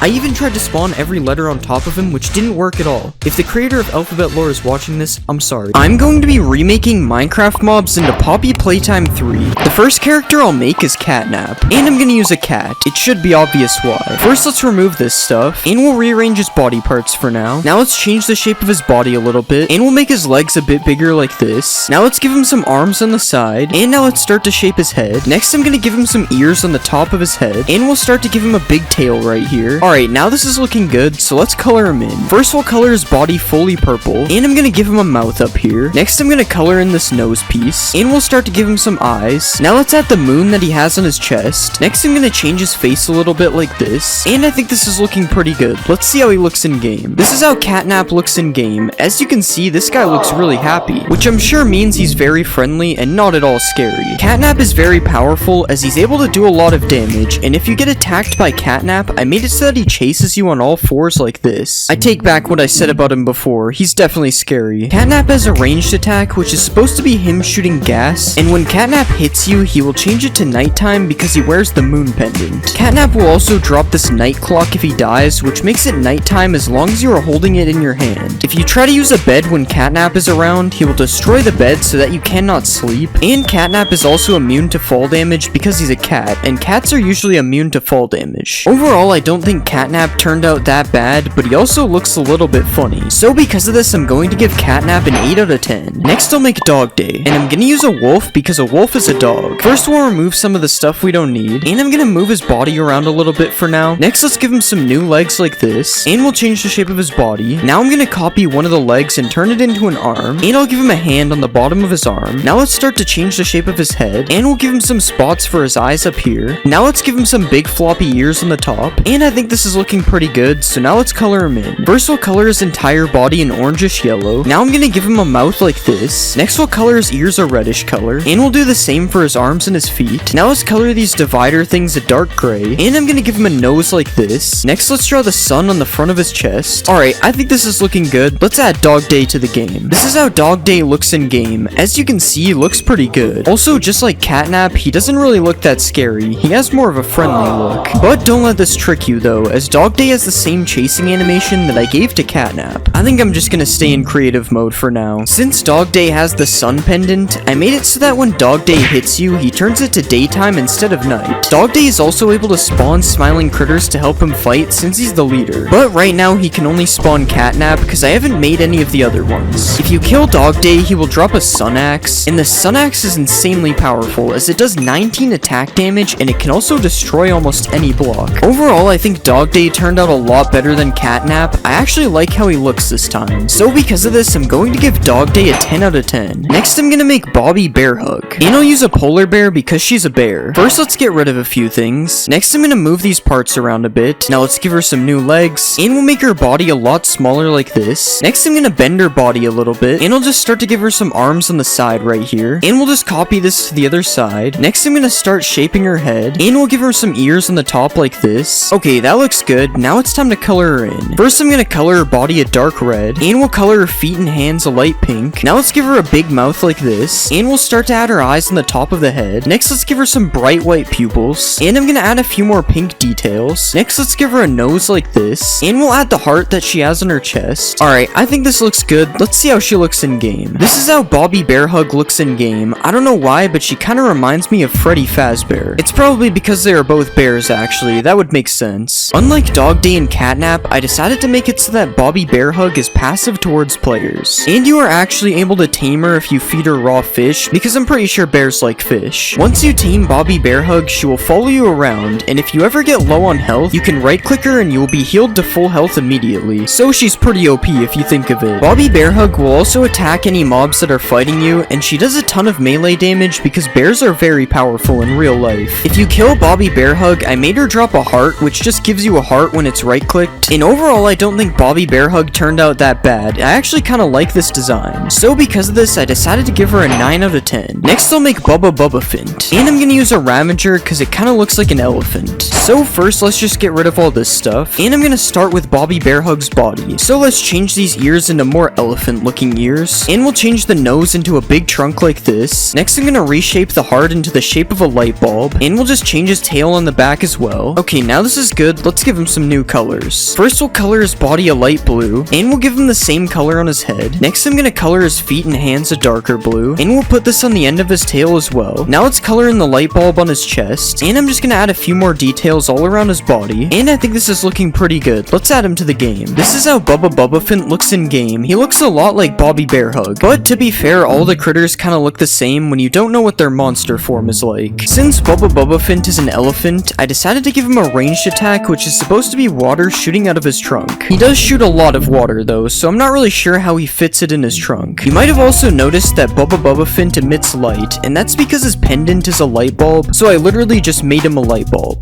Bubba Fint also can do a ton of melee damage like Bobby Bear Hug, and this is because an elephant is also a really powerful animal, I'm guessing. If you kill Bubba Fint, you will drop a light bulb, and the light bulb works just like a torch, except you are not able to place it. It's only meant to be held. Overall, I don't think Bubba Fint turned out that bad, and because of this, I decided to give him an 8 out of 10. Next, I'm gonna make Piggy, and I'll use a pig because she's a pig. So first, I'm gonna remove all these pig parts, and we're going to start with Bubba Fint's body. So let's completely remove the trunk, and we'll start to make the ears a lot more pig-shaped. Next, I'm gonna give her a completely new nose, and I'm gonna change this light bulb into the shape of an apple like this. Now let's remove this tail, and we'll turn it into a spirally tail. Okay, now this is good, so it's time to change her colors. First, I'm gonna color her body light pink, and we'll color her head the same color. Now let's color her nose a darker pink, and we'll use the same color for her hands and her feet. Next, let's color in the apple we put on her chest. Now finally let's color in the tail, and I think this is looking good. Let's add Picky Piggy to the game. This is how Picky Piggy looks in game. I don't know why, but her face looks a little bit scary. But other than that, she doesn't look that bad, I guess. I don't know, it's just really weird. Similar to Bobby Bear Hug, if you right click Picky Piggy, she will give you hunger instead of health. And this is good because you no longer need to kill pigs to get food now. Picky Piggy is also really picky according to her name, so I made it so that she attacks regular pigs as she's very particular about what pigs she likes. If you kill Picky Piggy, I made it so that she drops a suspicious apple, and this apple just gives you a couple of potion effects which kinda have me wondering what she did to the apple. Overall, I think Picky Piggy turned out pretty good, but her face just looks a little bit scary. So because of this, I decided to give her a 7 out of 10. Next I'll make Crafty Corn, and I'm gonna use a horse because that's almost a unicorn. So like usual, we'll remove all this horse stuff, and I'm gonna start from Picky Piggy's body. So let's just change these ears a little bit, and we'll start to give her some hair on the top like this. Next I'm gonna add her unicorn horn on the top, and we'll change this apple into the shape of a flower. Now let's remove this tail, and we'll make it into a bushier tail like this. Okay, now this is looking good, so let's change her colors. First we'll color her entire body white, and we'll do the same thing on her head. Now let's color her hair light blue, and we'll color her hands and feet the same color. Next let's color in the flower that is on her chest, and I'm gonna color her unicorn horn a bit darker than her body, and I think this is looking good. Let's see how she looks in game. This is how Crafty Corn looks in game. I will say she's probably one of my favorite non-monster critters right now. Also ignore the particles she's emitting. I just gave them to her because it felt like something she would do. You may have also noticed that every time Crafty Corn moves, a trail of rainbow colored blocks follows her because her pendant is a rainbow flower, so it only makes sense. Another thing you can do is tame Crafty Corn using some wheat, and after you tame Crafty Corn, you are able to ride her similar to a horse. And this honestly looks really cool when it's paired with the rainbow trail that she has. If you kill Crafty Corn, she drops a rainbow sword, which is just a really OP sword that strikes lightning every time you hit something, and it also has a chance of exploding when using it as well. Just ignore the way it looks in my hand though, I don't know how this happened. And overall, I think Crafty Corn is one of my favorite critters so far. So because of this, I decided to give her a 9 out of 10. Next, I'm gonna make Hoppy Hopscotch, and I'll use a rabbit because she's a rabbit. First, let's remove all these rabbit parts, and I'm gonna start from Bubba Bubbafin's body because it will be easier. So let's just change these ears into long rabbit ears, and I'm gonna change the light bulb into a lightning bolt like this. Now let's give her a completely different looking tail, and now this is good, so I'm gonna change her colors. First, I'm gonna color her body entirely green, and we'll just do the same thing on her face. Now let's color her hands and feet a bit darker green, and I'm gonna color her tail the same color. Next, I'm gonna add a bit more detail all around her body, and I think this looks pretty good. Let's add her to the game. This is how Hoppy Hopscotch looks in game. She kinda has the same Freddy Fazbear looking face from before, but she still looks pretty good, despite not looking like a bunny. As you can see, Hoppy Hopscotch is really fast, and since she's a bunny, I decided to make it so that she can jump really high as well. And if you want some of this jumping power for yourself, you can right click on Hoppy Hopscotch and you will get jump boost for 30 seconds as well. If Hoppy Hopscotch gets in a fight, she strikes lightning on the enemy because her pendant is a lightning bolt, and if you kill Hoppy Hopscotch, she drops these green boots, which when worn will give you permanent jump boosts just like she has. Overall, I think Hoppy Hopscotch turned out pretty good. I especially like her ears. So because of this, I decided to give her an 8 out of 10. Next, I'll make Kickin' Chicken, and I'm obviously gonna use a chicken. First, I'm gonna remove the chicken like this, and just like the last time, we'll use Bubba Bubbafint as a base. So let's just get rid of this trunk, and we'll get rid of his ears. Next, I'm gonna make his face a bit bigger like this. Next, I'm gonna change the light bulb into a star. Now let's change his hands into wings, and I'm gonna add the hair that he has on his head right here. Next, I'm gonna give him a new tail like this, and I'm gonna add the beak on his face right here. Okay, now this looks good, so let's start to color him in. First, we'll color his body entirely yellow, and I'm gonna do the same thing on his head. Next, we'll color his feet orange. Now let's color his star a reddish color, and I think this is looking pretty good. Let's add Kickin' Chicken to the game. This is how Kickin' Chicken looks in game. This is definitely my least favorite smiling critter, I won't lie. But the fact that he's able to fly makes up for it a little bit. It makes him look more unique. It also gives him this cool flying animation, which doesn't actually look that cool. It looks a little bit weird actually. If Kickin' Chicken gets in a fight, he does a ton of knockback because he has Kickin' in his name. Also similar to Picky Piggy, Kickin' Chicken also doesn't like regular chickens, but this time it has no reason. He's just a hater, I guess. If you kill Kickin' Chicken, I made it so that he drops a star, and upon right-clicking the star, you will just start levitating in the air until you make it to the stars. And overall, I think Kickin' Chicken doesn't look that good, but I like some of the features that he has. So because of this, I decided to give him a 7 out of 10. I'm going to be remaking Minecraft mobs into the Amazing Digital Circus. The first character I'll make is Pomni, and I'm going to use a villager to make her. First, let's get rid of this stuff because we don't need it. Now let's change the shape of her body and we'll start shaping her legs. Next, I'm gonna give her some arms and I'll just add a hand on the bottom here. Next, I'm gonna change the shape of her head and let's start to add her hat on the top as well. And I think that's a pretty good body, so now let's start to color her in. First, let's color her head white and we'll do the same for her arms and legs as well. Now let's color in these yellow parts like this. Next, let's color in her clothes and I'll make sure to add the blue spots on the other side. Now let's put these buttons that she has on the front of her shirt like this. And now it's time to give her a face. So first, I'm gonna add her eyes like this. And I'm also gonna give her a strand of hair on each side of her head as well. And I think this is looking pretty good. Let's see how she looks in game. This is how Pomni looks in game. She doesn't look that bad. I like how I made her constantly looking around paranoid, just like how she is in the show. We'll just ignore the fact that she's bald on the back of her head though. I'm pretty sure her hat is supposed to cover that. In the show, Pomni throws up on the ground, so I made it so that when she hits you, you get the nausea effect. It is also said that Pomni doesn't like being touched, so I made it so that she runs away from enemies very quickly if she gets attacked. In the show, Pomni tries to escape the circus through a bunch of exit doors, so I made it so that Pomni can open doors by herself, just like a regular villager. Pomni also gets teleported to the void if you right-click her, because I just felt like adding that. I don't really know why. If you kill Pomni, she drops her red hand, which gets glitched in the first episode, so if you hold this hand out for yourself, you get teleported around randomly, sort of like you're glitching. And a fun fact about Pomni is that her favorite food is salmon, so you can also feed Pomni salmon. Overall, I think Pomni turned out pretty good and has a lot of interesting features. So because of this, I decided to give Pomni a 9 out of 10. Next, I'm gonna make Cain, and I'll use an evoker to make him. First, let's get rid of all this stuff that we don't need, and let's change the shape of his leg and bend it like this. Next, I'm gonna work on his arms, so let's just rotate this piece like this, and we'll give him a hand and copy this over to the other side as well. Next, I'm gonna change his head into the shape of some gums like this, and let's just add some teeth on the top in the same shape as well. Next, I'll give him his top hat on top of the mouth. Okay, now this is looking good, so let's give him some color. First, I'm gonna color his gums bright red, and we'll color the teeth white like this. Next, I'm gonna color in his eyes, and let's color his shirt a pinkish color as well. Okay, now this looks good, so let's just add some detail to his shirt right here, and we'll give him his different color eyeballs as well. Now let's give him his stick, because I forgot to do that. And I think that Cain is looking pretty good. Let's see how he looks in game. This is how Cain looks in game. He actually looks really good. Also ignore the cakes that are spawning around him. I'll explain that in a second. Since Cain is the host of the digital circus, I decided to make it so that Cain is completely invincible to all types of damage except for cactuses. Cain is also seen teleporting throughout the episode, so I made it so that Cain teleports away if he takes too much damage, similar to the TV people in my Skibidi videos. Cain also spawns cake randomly around him, as you can see, because he spawned a cake out of thin air in the first episode. Unfortunately, there is no bubble to eat this cake right now. We'll just have to wait until later for that. If Cain somehow manages to die, he drops a stick, which can be used to either remove any block you right-click on with it, or you can send any mob to the void if you right-click them as well. Overall, I think Cain turned out really good. He's definitely one of my favorite mobs I've made. So because of this, I decided to give Cain a 10 out of 10. He deserves it. The next character I'll make is Jax, and I'm gonna use a rabbit because Jax is a rabbit, I think. First, I'm gonna get rid of some of the stuff we don't need, and let's rearrange his body parts a little bit for now. Next, let's make his legs super tall like this, and we'll change the shape of his body to make it a bit taller as well. Now let's give him a neck like this, and I'll just change the shape of his head to make it a bit more round. Now let's just add his ears on the very top, and now it's time to give Jax some arms. And I think this is good, so let's give Jax some color. First, I'm gonna color his head purple, and we'll do the same for his arms and body as well. Now let's color his overalls a pinkish color, and we'll do the same for his legs like this. Next, I'm gonna color both of his hands a yellowish color, and we'll just give him 2 buttons here, and now it's time to add his face. First, I'm gonna give him a big yellow mouth, and let's just give him some eyes above that. I'm also gonna give him a couple eyebrows above his eyes like this, and I think this is looking pretty good. Let's see how he looks in game. This is how Jax looks in game. He honestly looks pretty similar to the actual show. The only difference is that he's obviously made of cubes though, so he could never be as good as the original. It was kind of hard for me to think of features to give Jax, so he only really has a couple. To start, Jax is super tall, as you can see, just like he is in the actual series, and you can also see Jax run away really quickly in the first episode, so I made it so that Jax is super fast in game as well. You can also ride on Jax's back for some reason. I'm not really sure why I added this. It just seems like something that he would be able to do. If you kill Jax, you get a rabbit's foot because he's a rabbit, so that's the less evil version of making him just drop rabbit meat. And overall, I think Jax looks pretty good, but he doesn't really have that many features. So because of this, I decided to give Jax an 8 out of 10. Next, I'm gonna make Ragatha, and I'm gonna use a witch to make her. First, let's get rid of some of the stuff we don't need, and I'm just gonna make her body a lot smaller for now, and I'll just add a few layers underneath as her dress. Next, I'm gonna give her an arm like this, and I'll just give her a hand on the bottom as well. Now let's copy this over to the other side, and next let's work on her head. First, I'm gonna change change the shape of it like this. Next, I'm gonna start adding her hair on the side, and I'll just copy these hairs all around her head, and we'll also add her bow on the top like this. And I think this is a pretty good body, so now let's give her some color. First, I'm gonna color her head and her arms in like this. Next, let's just color her hair a reddish pink color as well. Now let's color her entire dress a purplish color, and we'll color the bow on top slightly darker. Next, I'm gonna add the patches on her dress in the same color as the bow. And now let's add a bit more detail, and we'll start to give her a face. Alright, after like 5 tries, this is the face I'm going with. It still looks weird, but it's the best I'm gonna get. Now finally, let's add a bit of texture, and I think this looks good. Let's see how she looks in game. This is how Ragatha looks in game. I definitely think her face looks a little weird. She also makes witch noises, which I'm not really sure if it fits her or not. It's kind of strange. Also, we're just gonna ignore the fact that you can see through her hair. Just pretend the back part here is fully covered. In the show, Ragatha gets attacked and becomes completely glitched out, so I decided to make it so that Ragatha glitches whenever she gets hit, which looks kind of funny more than glitchy. This is also the only feature that Ragatha has because I couldn't really think of anything else. If you kill Ragatha, she drops this red thing from the nether because it was supposed to be her hair, and overall I think Ragatha looks kinda cursed and she doesn't really have any features. So because of this, I'm going to give Ragatha a 6 out of 10. I just made her face look too weird. Next character I'll make is Gangle, and I'll make Gangle from a skeleton because they're both kinda built the same. First I'm gonna make her head a lot smaller like this, and now let's shape the head into a mask as well, and I think that's good, so let's just work on her left arm like this, and we'll make the right arm similar but rotate it in a different direction. Next I'm gonna make her legs a lot thinner, and we'll rotate the bottom part a little bit like this. Now let's copy this to the other side, and it's time to color her in. First I'm gonna draw a red spiral for her body like this, and I'm gonna color her arms and her legs the same color. Now let's add a bit of detail with a slightly lighter red, and next I'm gonna color in her mask, and now finally let's give her a face like this, and we'll also add a little bit more texture to her body as well, and I think that is looking pretty good. Let's see how she looks in game. This is how Gangle looks in game. Despite being very simple to make, I think she actually turned out pretty good. I will say that having the arms like this is kind of strange though. They don't really move that much. In the show, Gangle has at least 2 masks, the comedy mask and the tragedy mask, but she falls and breaks her comedy mask at the beginning of the first episode, so I decided to make it so that when Gangle dies, her comedy mask falls and reveals the tragedy mask. You may have also noticed that the comedy mask drops as an item when she dies, and if you decide to wear this comedy mask, you get speed 4 and jump boost 4 because those effects are kind of fun, I guess. The mask is also off-centered when you wear it, but we'll just ignore that. It's the only way I could make it fit. Overall, I think Gangle turned out pretty good, and I think her mask is a cool addition to the game. So because of this, I'm going to give Gangle a 9 out of 10. Next, I'm gonna make Kinger, and I'll use a snow golem to make him. First, I'm gonna get rid of these layers because we don't need them, and let's make the bottom smaller like this. Now let's add another part on top, and we'll make it way taller as well. Next, I'm gonna copy this part on top, and we'll bend it so he's hunched over a little bit. And now I'm just gonna add a part on the front that is gonna be his coat. Now let's add a piece for his head up here, and we'll add another part on top, and we'll also add the king thing on the very top like this. Next, I'm gonna change his neck area a little bit so that he can have his coat, and this looks pretty good. Now let's color him in. First, I'm gonna color his body a purplish color, and we'll just color in the rest of his coat as well. Now let's color his head slightly darker than his coat. Next, I'm gonna give him an eye, and we'll copy this over to the other side and rotate them a little bit as well. Now let's give him a hand, and we'll color it the same color as his coat. Next, we'll add a little bit of detail to his coat like this, and I think this is looking pretty good. Let's see how he looks in game. This is how Kinger looks in game. This guy is honestly a little bit larger than I thought he would be. I also decided to make it so that Kinger sways back and forth quickly, because in the show, he seems to be a little bit on edge. Wait, where did he go? Why is he hiding underneath these randomly colored blocks? Since Kinger seems to be crazy in the show, I decided to make it so that when you right-click Kinger, he shakes really quickly, similar to when he did this in the show. This also makes him look kinda funny if you just spam it. If you kill Kinger, I made it so that he drops 1 scaffolding, and you might be wondering why I chose this random item, and it's because it has a checkerboard pattern on it, and Kinger is a chess piece. Overall, I don't think Kinger looks that bad, but he's also not the best looking mob. So because of this, I decided to give Kinger a 7 out of 10. The next character I'll make is Zooble, and I'll use a blaze to make them because they both have a bunch of body parts. First, let's remove all these because we don't need them, and I'm just gonna make the first leg like this, and we'll just add this hook shape on the bottom of the right leg, and we'll also add a spiral on the top. Next, I'm gonna give Zooble a body, and we'll just copy the spiral for their neck as well. Next, I'm gonna work on making a triangle shape for the head, and I'm also gonna add a left arm like this, and we'll also make a right arm that has a lot less spirals. Now I'm gonna color Zooble in, so first let's color the body yellowish, and we'll color Zooble's head in pink.